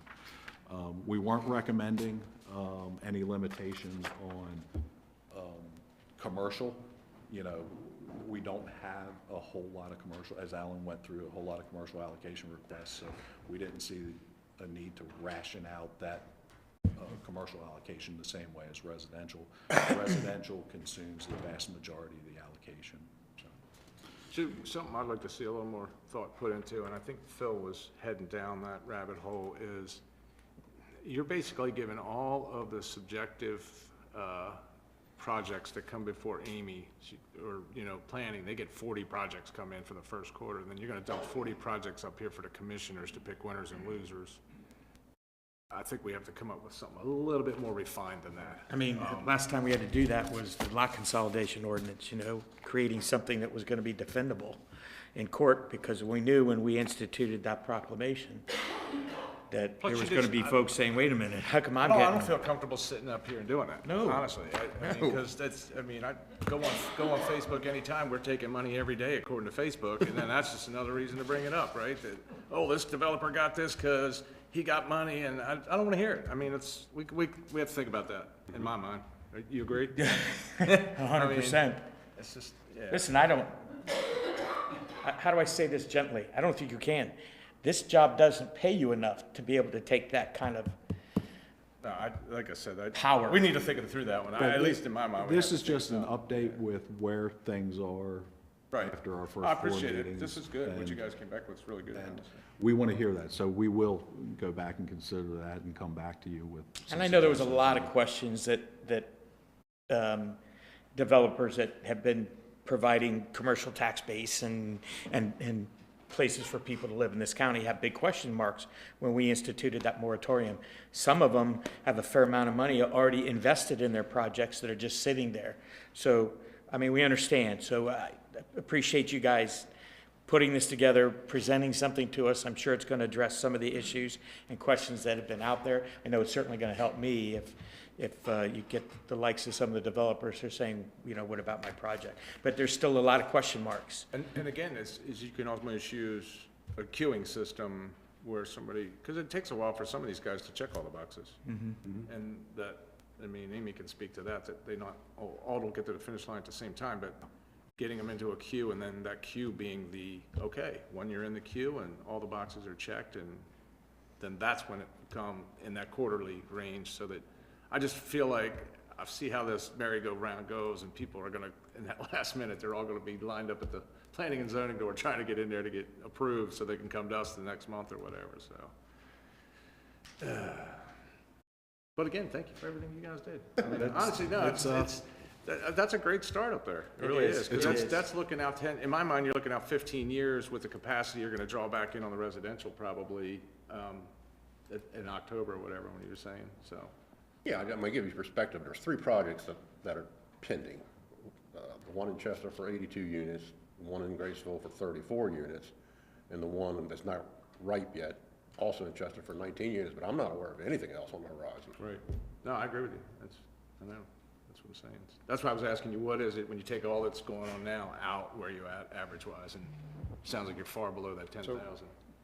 That, the 50,000 that's left over, if we don't get the re-rating, that includes the Hovnanian property in Graysonville? They have received their sewer They allocation. have So that received 50 their grand, allocation that already. 50,000 gallon does not include that. They've That's already correct. got it. They've already Okay. got That's correct. Aspire, yeah, Aspire. Yeah. No, we have, as Alan mentioned, 3 projects that we're working their way through the system, residential projects that we're working their way through the system that are awaiting the outcome of the moratorium. Those are the ones we would expect to see, the request sewer allocation pretty immediately.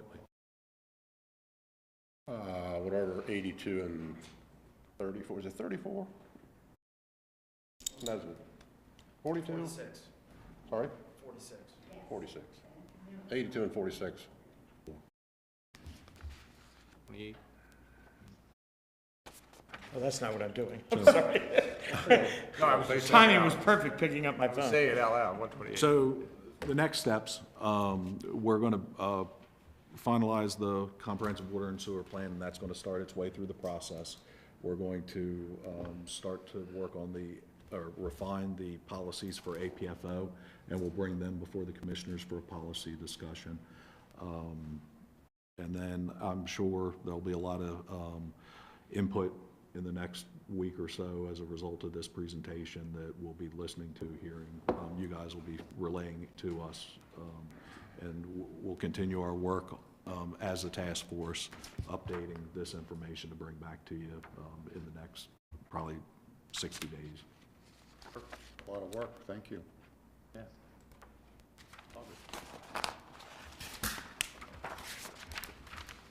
All right. Thanks, Steve. Thanks, Steve. Anything else? Thanks, Ms. Allen. Appreciate it. And members of the Whole task force. committee, I know task force that are here. Most of the Yeah, audience yeah. left is in the Thank task you all. force. Yep, thank you all. All right. You're going to stay right there, right, Alan?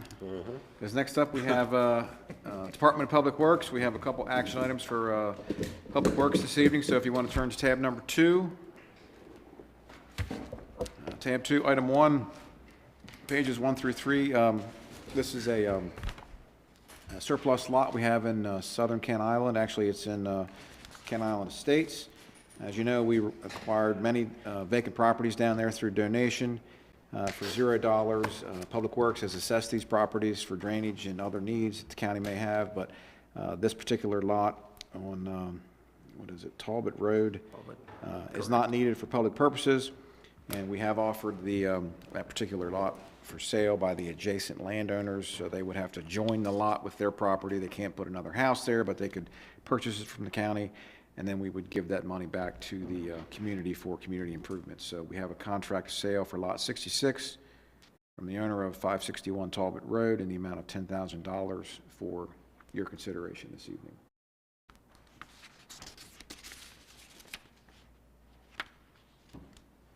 Oh, sorry. Mr. Quimby, if you have any questions about this, I mean, we had, I think, a total of 11 or so lots. 11, correct, donated. And these are the only two so far that have had any interest? We've sold 2 in 2023. This will be the 3rd lot for sale. I think Commissioner Corcorino actually recommended that we have this program and then let those funds go back to the community. We've done, some community improvements down there. I think we had a big check one time for, That's right. we gave to the roads board, or Right, 17,500. 17,500 to the community down there for community park. I move to find and determine that the property known as 557 Talbot Road, Stevensville, Maryland, is no longer needed for public purposes, and approve the contract of sale for this property in an amount of $10,000, and authorize the chief property manager to execute this contract and direct proceeds of sale to the Kent Island East States Community Association with community-specific improvements. Second. We got a motion and a second. Any further discussion? Seeing none, all those in favor signify by saying aye. Aye. Opposed? So moved. 3-3-0-0. What? There's only 3 of us that voted. Oh, Yeah. so 3-0-0. Or the other 0, he's not abstaining, and he's not, well, Absent. yeah, he's You're absent, you're right. All right, thank you, Commissioners.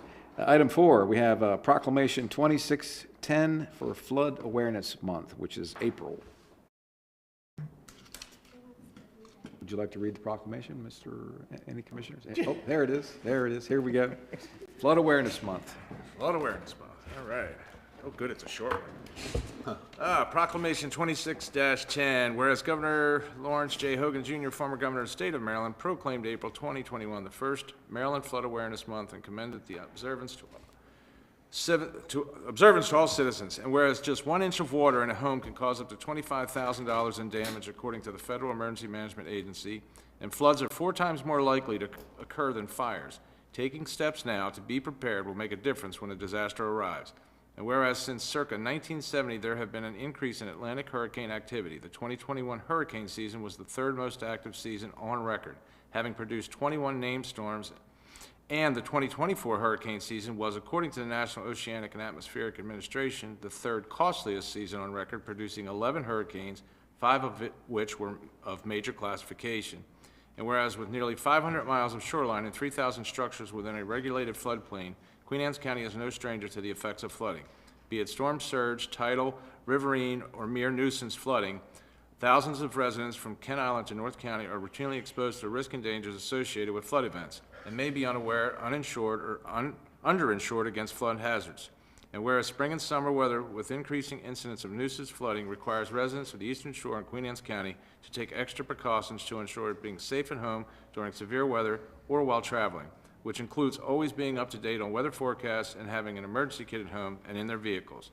And whereas the Commissioners of Queen Anne's County join the Queen Anne's County Department of Emergency Services, Planning and Zoning, and Public Works to encourage all county residents to reach out and learn more about the different flood hazards faced by individuals and communities across the state. Now therefore, we the County Commissioners, Queen Anne's County, do hereby proclaim April 2026 Flood Awareness Month in Queen Anne's County. Signed, your County Commissioners. If I can want that on just your wall? add real quickly, for all the folks that are here and watching on TV, make sure that if you have a flood insurance policy on your home, that you clearly understand what your coverages are, because it is different than a homeowner's insurance policy as far as what's covered. So reach out to your insurance agent or the carrier who has your flood insurance policy on your home, and make sure you clearly understand what you're covered for. That's the end of my public service. Excellent. That was your PSA for the That day? was my PSA for the evening. I like it. Now, that's good information, and thank you for reading the proclamation, Commissioner Wilson. Okay, item 3, on page 5, Town of Sudlersville, Fox Farm Sewer and Water Allocation Request. This is the very first water and sewer allocation request in our new service area in the Town of Sudlersville. As for Fox Farms, I believe the applicant is here this evening, and also representatives from the town. I'm going to let Mr. Quimby and Mr. Lucas cover this. This is a little bit complicated, but it is the first allocation request for a new 247-unit subdivision in the town limits of Sudlersville. So, gentlemen, flip a coin? Yeah. They're doing rock, paper, scissors over here to see who's That's right. My glass is like, I'm not touching this one. Commissioners, Fox Farms is a 247 dwelling subdivision proposed in the town limits adjacent to the middle school. The site has no allocation, so would require 61,750 gallons per day of water and sewer allocation at a current cost of $3.8 million. The wastewater treatment plant has adequate capacity as of date. It's permitted at 200,000 gallons per day, and the current flow through was 72,500. Excuse me. Just a tie.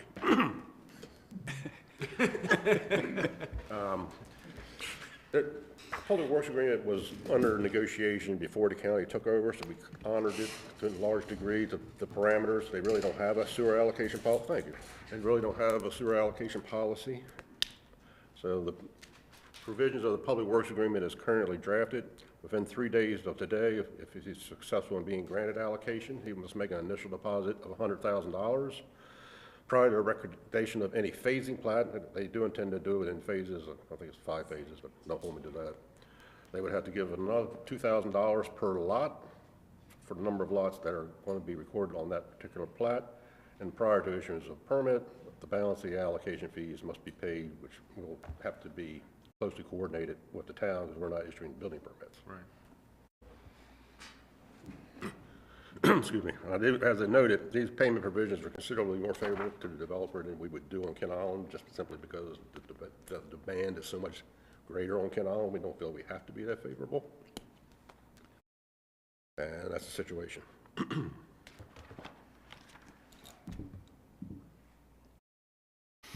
Any questions? Yeah, no, I'll read the motion in a second, but I wanted to ask one question about, so that the bill that went through Annapolis, and I think it's in part of the housing bill, right, with the impact fees, we need to get the clarification on how that's going to affect us from fire emergency services, because if my understanding's right, the impact fees are now going to have to be, and this is coming down through the state, are going to have to be spread out. You can't ask for the impact fee all up front anymore. You're going to allow so much now, then you're going to have to defer so much. And my argument when it was coming up was, well, we have volunteer fire departments. I can't wait for you to build a house a year from now to get the impact fee to support that fire department, because that fire department, if that house while it's under construction catches on fire, that fire department's going to have to go put the fire out. So there's an issue, but we need to, while I thought about it, we need to definitely look into that and see how that's going to affect any of this other stuff that's going on with allocations and things, just to know where cash flow is going to be is more what I'm looking at. So you're saying the bill states that they have 1 Yeah, year from construction? It's a percentage, like how the impact fee is going to be allocated in the future. Like normally now you gotta get it all, you get it all up front. Like a third, or Yeah, something. like how it's gonna be done, like, you know, when you apply for permit, it's gonna be X, when you're gonna, you know, you got it halfway built, it's this, and then when you go for your C of O, it's this, so we do need to know. But anyway, let me make that motion. I move that we grant 61,750 gallons per day of sewer and water allocation to Fox Farm LLC for their proposed 274-unit residential development at a cost of $3,834,675, for which a $100,000 deposit will be required within 3 calendar days. Second. We have a motion and a second. Any further discussion? Seeing none, all those in favor signify by saying aye. Aye. Opposed? So moved. All right. Would you like to share anything? Yeah.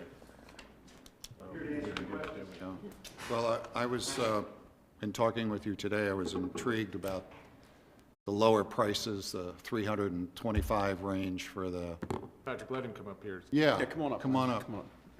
Jim, we're gonna convene a sanitary. We didn't convene a sanitary. Ooh. You have to reread that. So if you could, share how long this has been going on for, and Sure. why Sudlersville, and Sure. we Lindsay appre- Dixon, Graysonville, Maryland, Fox Farm LLC. We've been working on this job roughly 4 years. It's 247 lots, it's approximately 171 single-family, 76 townhouses. It's going to be built in phases. The first phase will be all the townhouses and a good portion of the singles running along the school. We're going to be building in there along with Ryan Homes. We're going to be doing basement homes, single-family in the back. They're going to be doing single-family homes on slabs, starting off in there. Townhouses will be somewhere in the low 300 range. Their singles will start somewhere in the low 400s, and we'll probably be in the high 400s.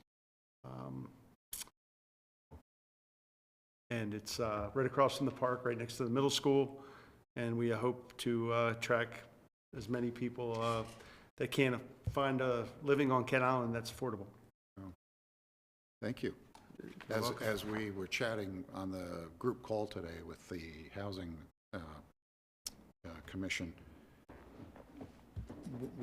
I was saying how the folks, the firefighters, the EMTs, the teachers, the nurses, the DPW folks, the watermen, the farmers, they can't qualify for a $400,000, $500,000, $600,000, $700,000 home. So the fact that you're investing in Sudlersville in the 300 range is still high, but it's a lot better than, say, Kent Island. So sure, we hoping that Queen Anne's County folks can have a first dibs at that. If you'll work with them somehow, we'd appreciate that. Absolutely. One of the things we discussed in the meeting today was the fact that whether it's one of our kids' friends that we coach growing up and we know them, or whether it's a teacher, a firefighter, police officer, any of them that come to us, we'll go find the best rate, the best grant, the best opportunity to get them in. And if they can't afford it today, we even help them come up with a program that maybe they can get in a year from now.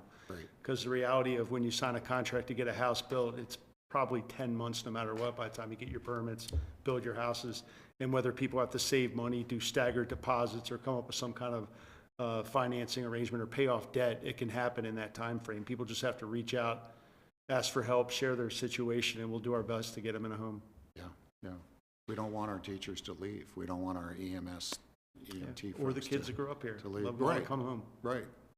We want them to stay. So we have to read the... We're gonna reread yours. Yeah, so I'm going to make a motion that we convene as the sanitation division. Second. Sanitation board. All in favor? All right.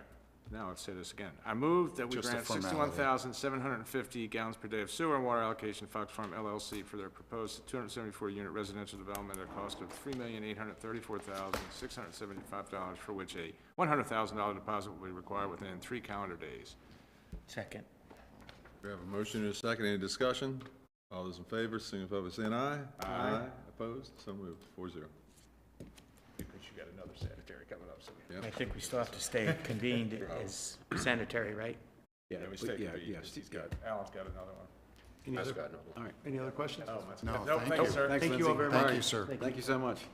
Yeah, all right, so Continuing as the Sanitary Commission, we have the FY '27 sewer and water rate increase. That's on page 6. And Matt's covering this one, he says. Our Chief Sanitary Engineer, Mr. Matt Lucas, is going to cover this. Rate increases. Alex, like he's done with those. He's done enough of those. Good evening, Commissioners. So as you know, in 2011, the Sanitary Commission adopted resolutions that capped the annual rate escalator at 6.5% for sewer and 5.5% for water fees for all sub-districts. The resolution had language indicating that these increases will take effect automatically on July 1st unless county commissioners determined by resolution prior to July 1st of each year that the rates will increase by a lesser percentage. Note this resolution preceded the creation of the ski sub-district, and if you'll recall, the intent was not to raise ski rates until Phase 4 was completed. Were constructed unless absolutely necessary. Also note this provision also preceded the recent acquisition of the Sudlersville and Barclay sewer service areas, so they are too unaffected by this issue. So in order to keep the rate increase at 2.5% for both water and sewer fees for the upcoming FY '27 budget, as it was submitted accepting Ski, Sudlersville, and Barclay, the board must pass motion similar to what is provided below. Note that the county attorney has indicated an approved motion will satisfy the resolution requirement. Is it losing money? I move to set the annual sewer and water operations and maintenance rate escalator for all sanitary district rate schedules for FY '27 budget year at 2.5%, with the exception of the subdistricts of Southern Cat Island, Sudlersville, Barclay, which shall see no increase in rates as a result of this action. That's my 12th time reading that.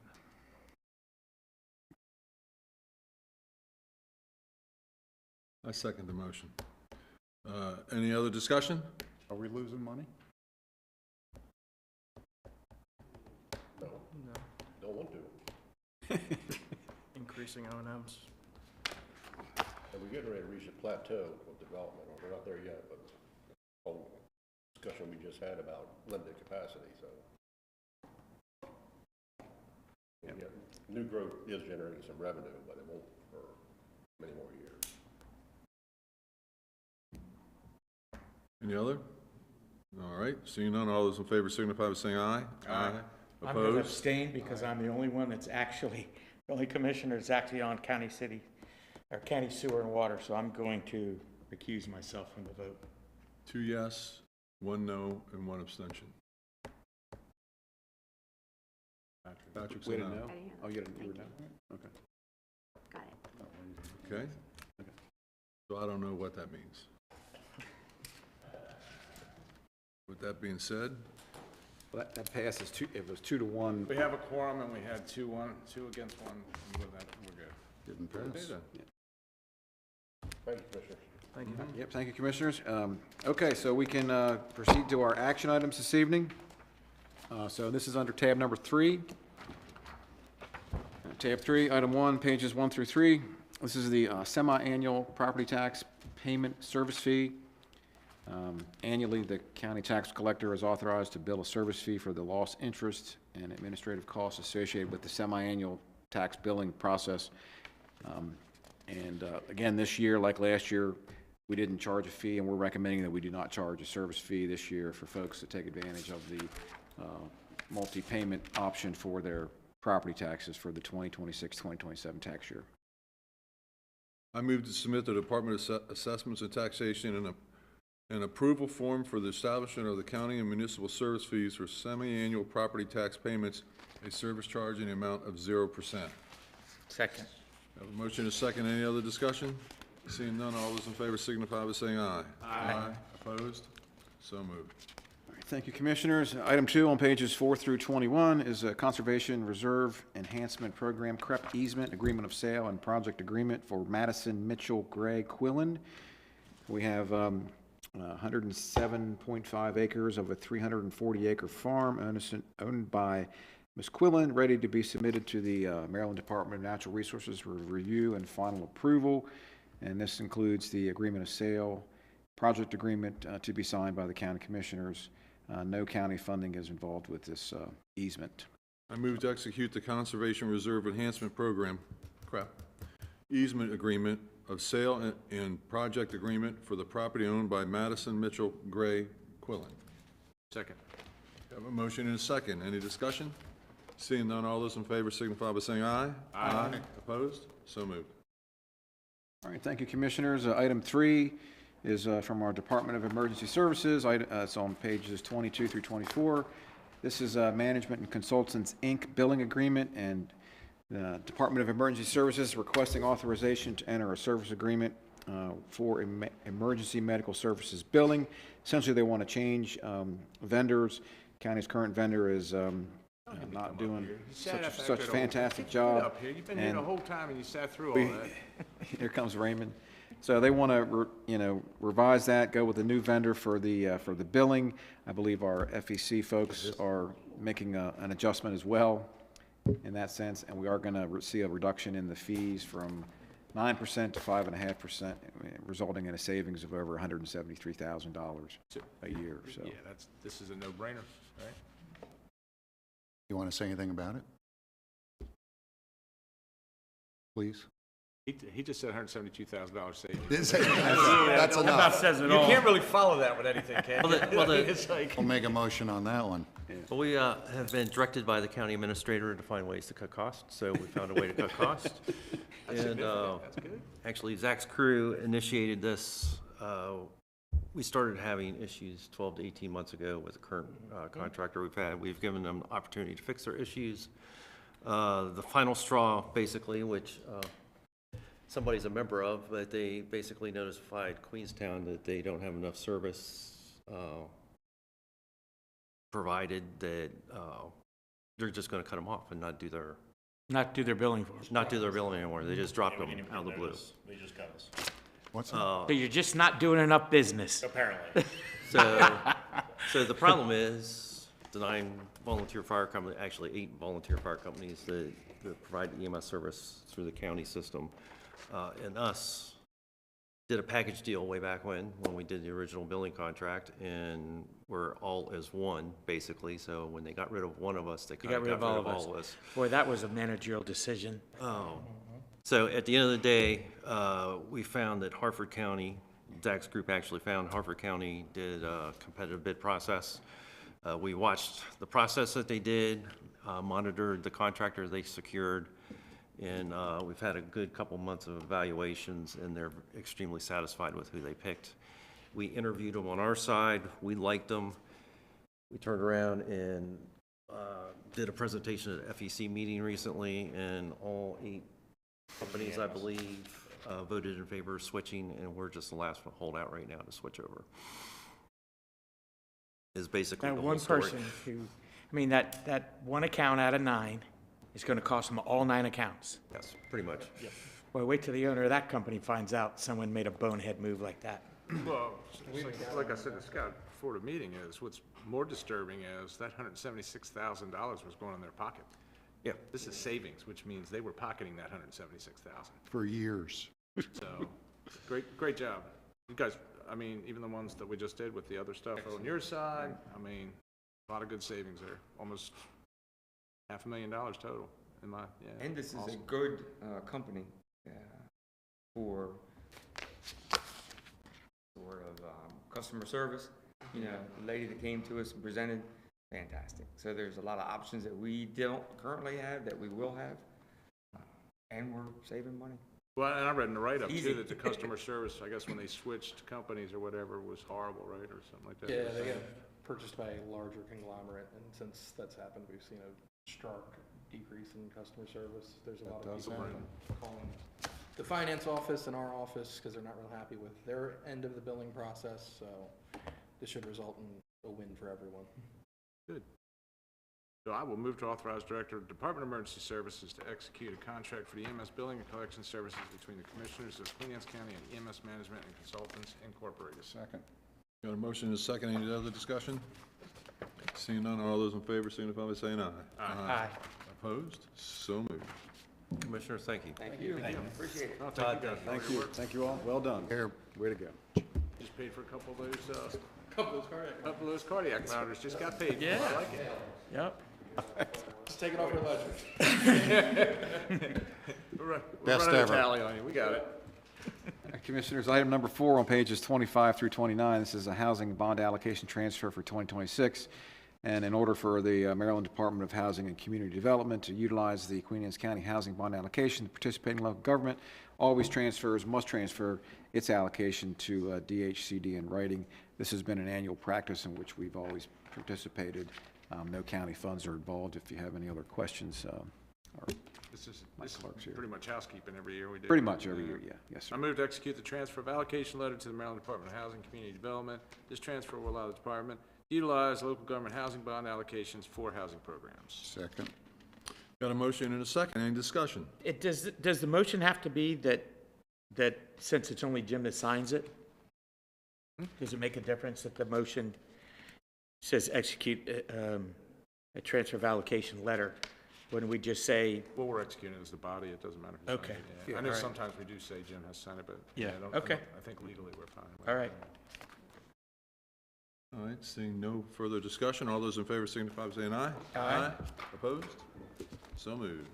All right, thank you, Commissioners. Item 5 is a follow-up to some previous discussions we've had on the variance to the aviation obstruction regulations under COMAR resulting from MAA. So we've prepared resolution number 2604, and this was generated from Hinckley Yachts. They're proposing to expand their existing facility down there at the Bay Bridge Marina property adjacent to the Bay Bridge Airport. There are some penetrations into the airspace as a result of that particular building. So the Commissioners developed a process to address COMAR, and they adopted Resolution 2603, I believe it is, to set that process in place. Excuse me, 04, excuse me. And then, so we submitted the application that came forth from Hinckley to the Bay Bridge Airport Board, and they had a favorable recommendation, which we attached here too. They agreed to, Hinckley agreed to several proposed mitigation strategies consisting of additional lighting on the structure and any other improvements that would be needed for the AWAS if there's any impacts there. So it is ready for consideration for the variance, and we have drafted the attached resolution for your consideration if you want to grant I that move to variance. adopt resolution 26-04 variance to the aviation obstruction regulations, Hink BB Holdings LLC, Hinckley Yachts. second. Got a motion and a second. Any discussion? Seeing none, all those in favor signify by saying aye. Aye. Opposed? So moved. All right, thank you, Commissioners. Our last item is item number 6, Budget Amendment CC9 for the Housing Authority for Riverside Estates. This amendment increases the budget authority by $102,000 for the Riverside Estates capital project, which is being funded with prior year fund balance to continue renovations and improvements down there at that particular public housing project. I move to approve budget amendment CC9 Housing Authority Riverside Estates. Second. Any discussion? Seeing none, all those in favor signify by saying aye. Aye. Opposed? 4-0. All right, Commissioners, that is all I had this evening for you. Press and public comments? That'd be a no. No? Okay. Mike, Beth, the last man standing. Got anything to Woman read? Emails that? Nothing. You got nothing. Okay. We should make him do improv. Yeah. All righty. He's a pretty good singer, too, you know. We'll go to roundtable. Jack, you're up first. All right, so just a couple things.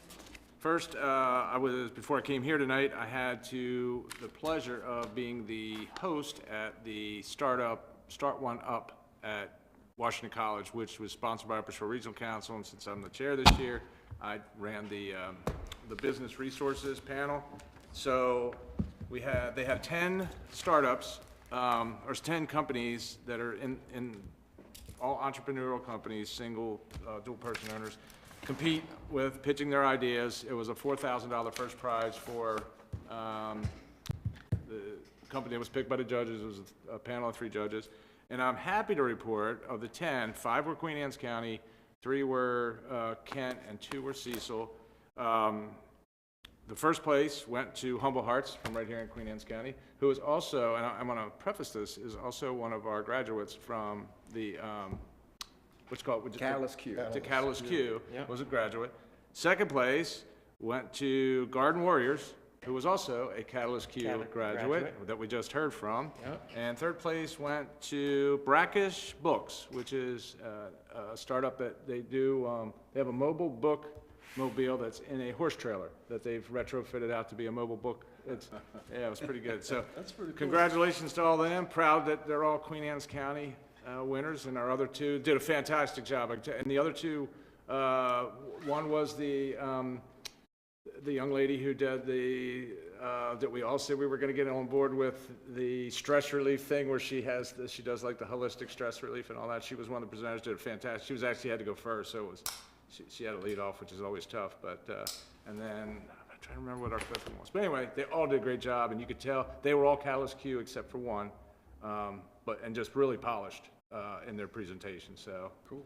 Which is one of the things that they learned to do is pitch their business, sure. Yeah. So, and then the only other thing I want to bring up at roundtable is something for you guys to mull over, and I'd like to try to get some action on it probably in the next meeting if we can, or to think about.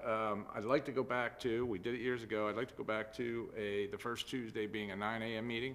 And there's a reason I want to do that is I feel bad when I'm sitting in here in the evening and I got to look out and our staff has to be here till 7, 8 o'clock at night when they've been here all day to sit around and wait for the public part of the meeting to get done in some cases. So what I'd like to do is present it or propose that we do the first meeting where possible as a 9 a.m. meeting, that we bring in all the staff business, the county business, bring that before us so we can get through that stuff, and then have the second meeting, the night meeting, be more for the presentations to public to come in, hearings and things like that. So just throwing it out there, thinking about it. I'm with you.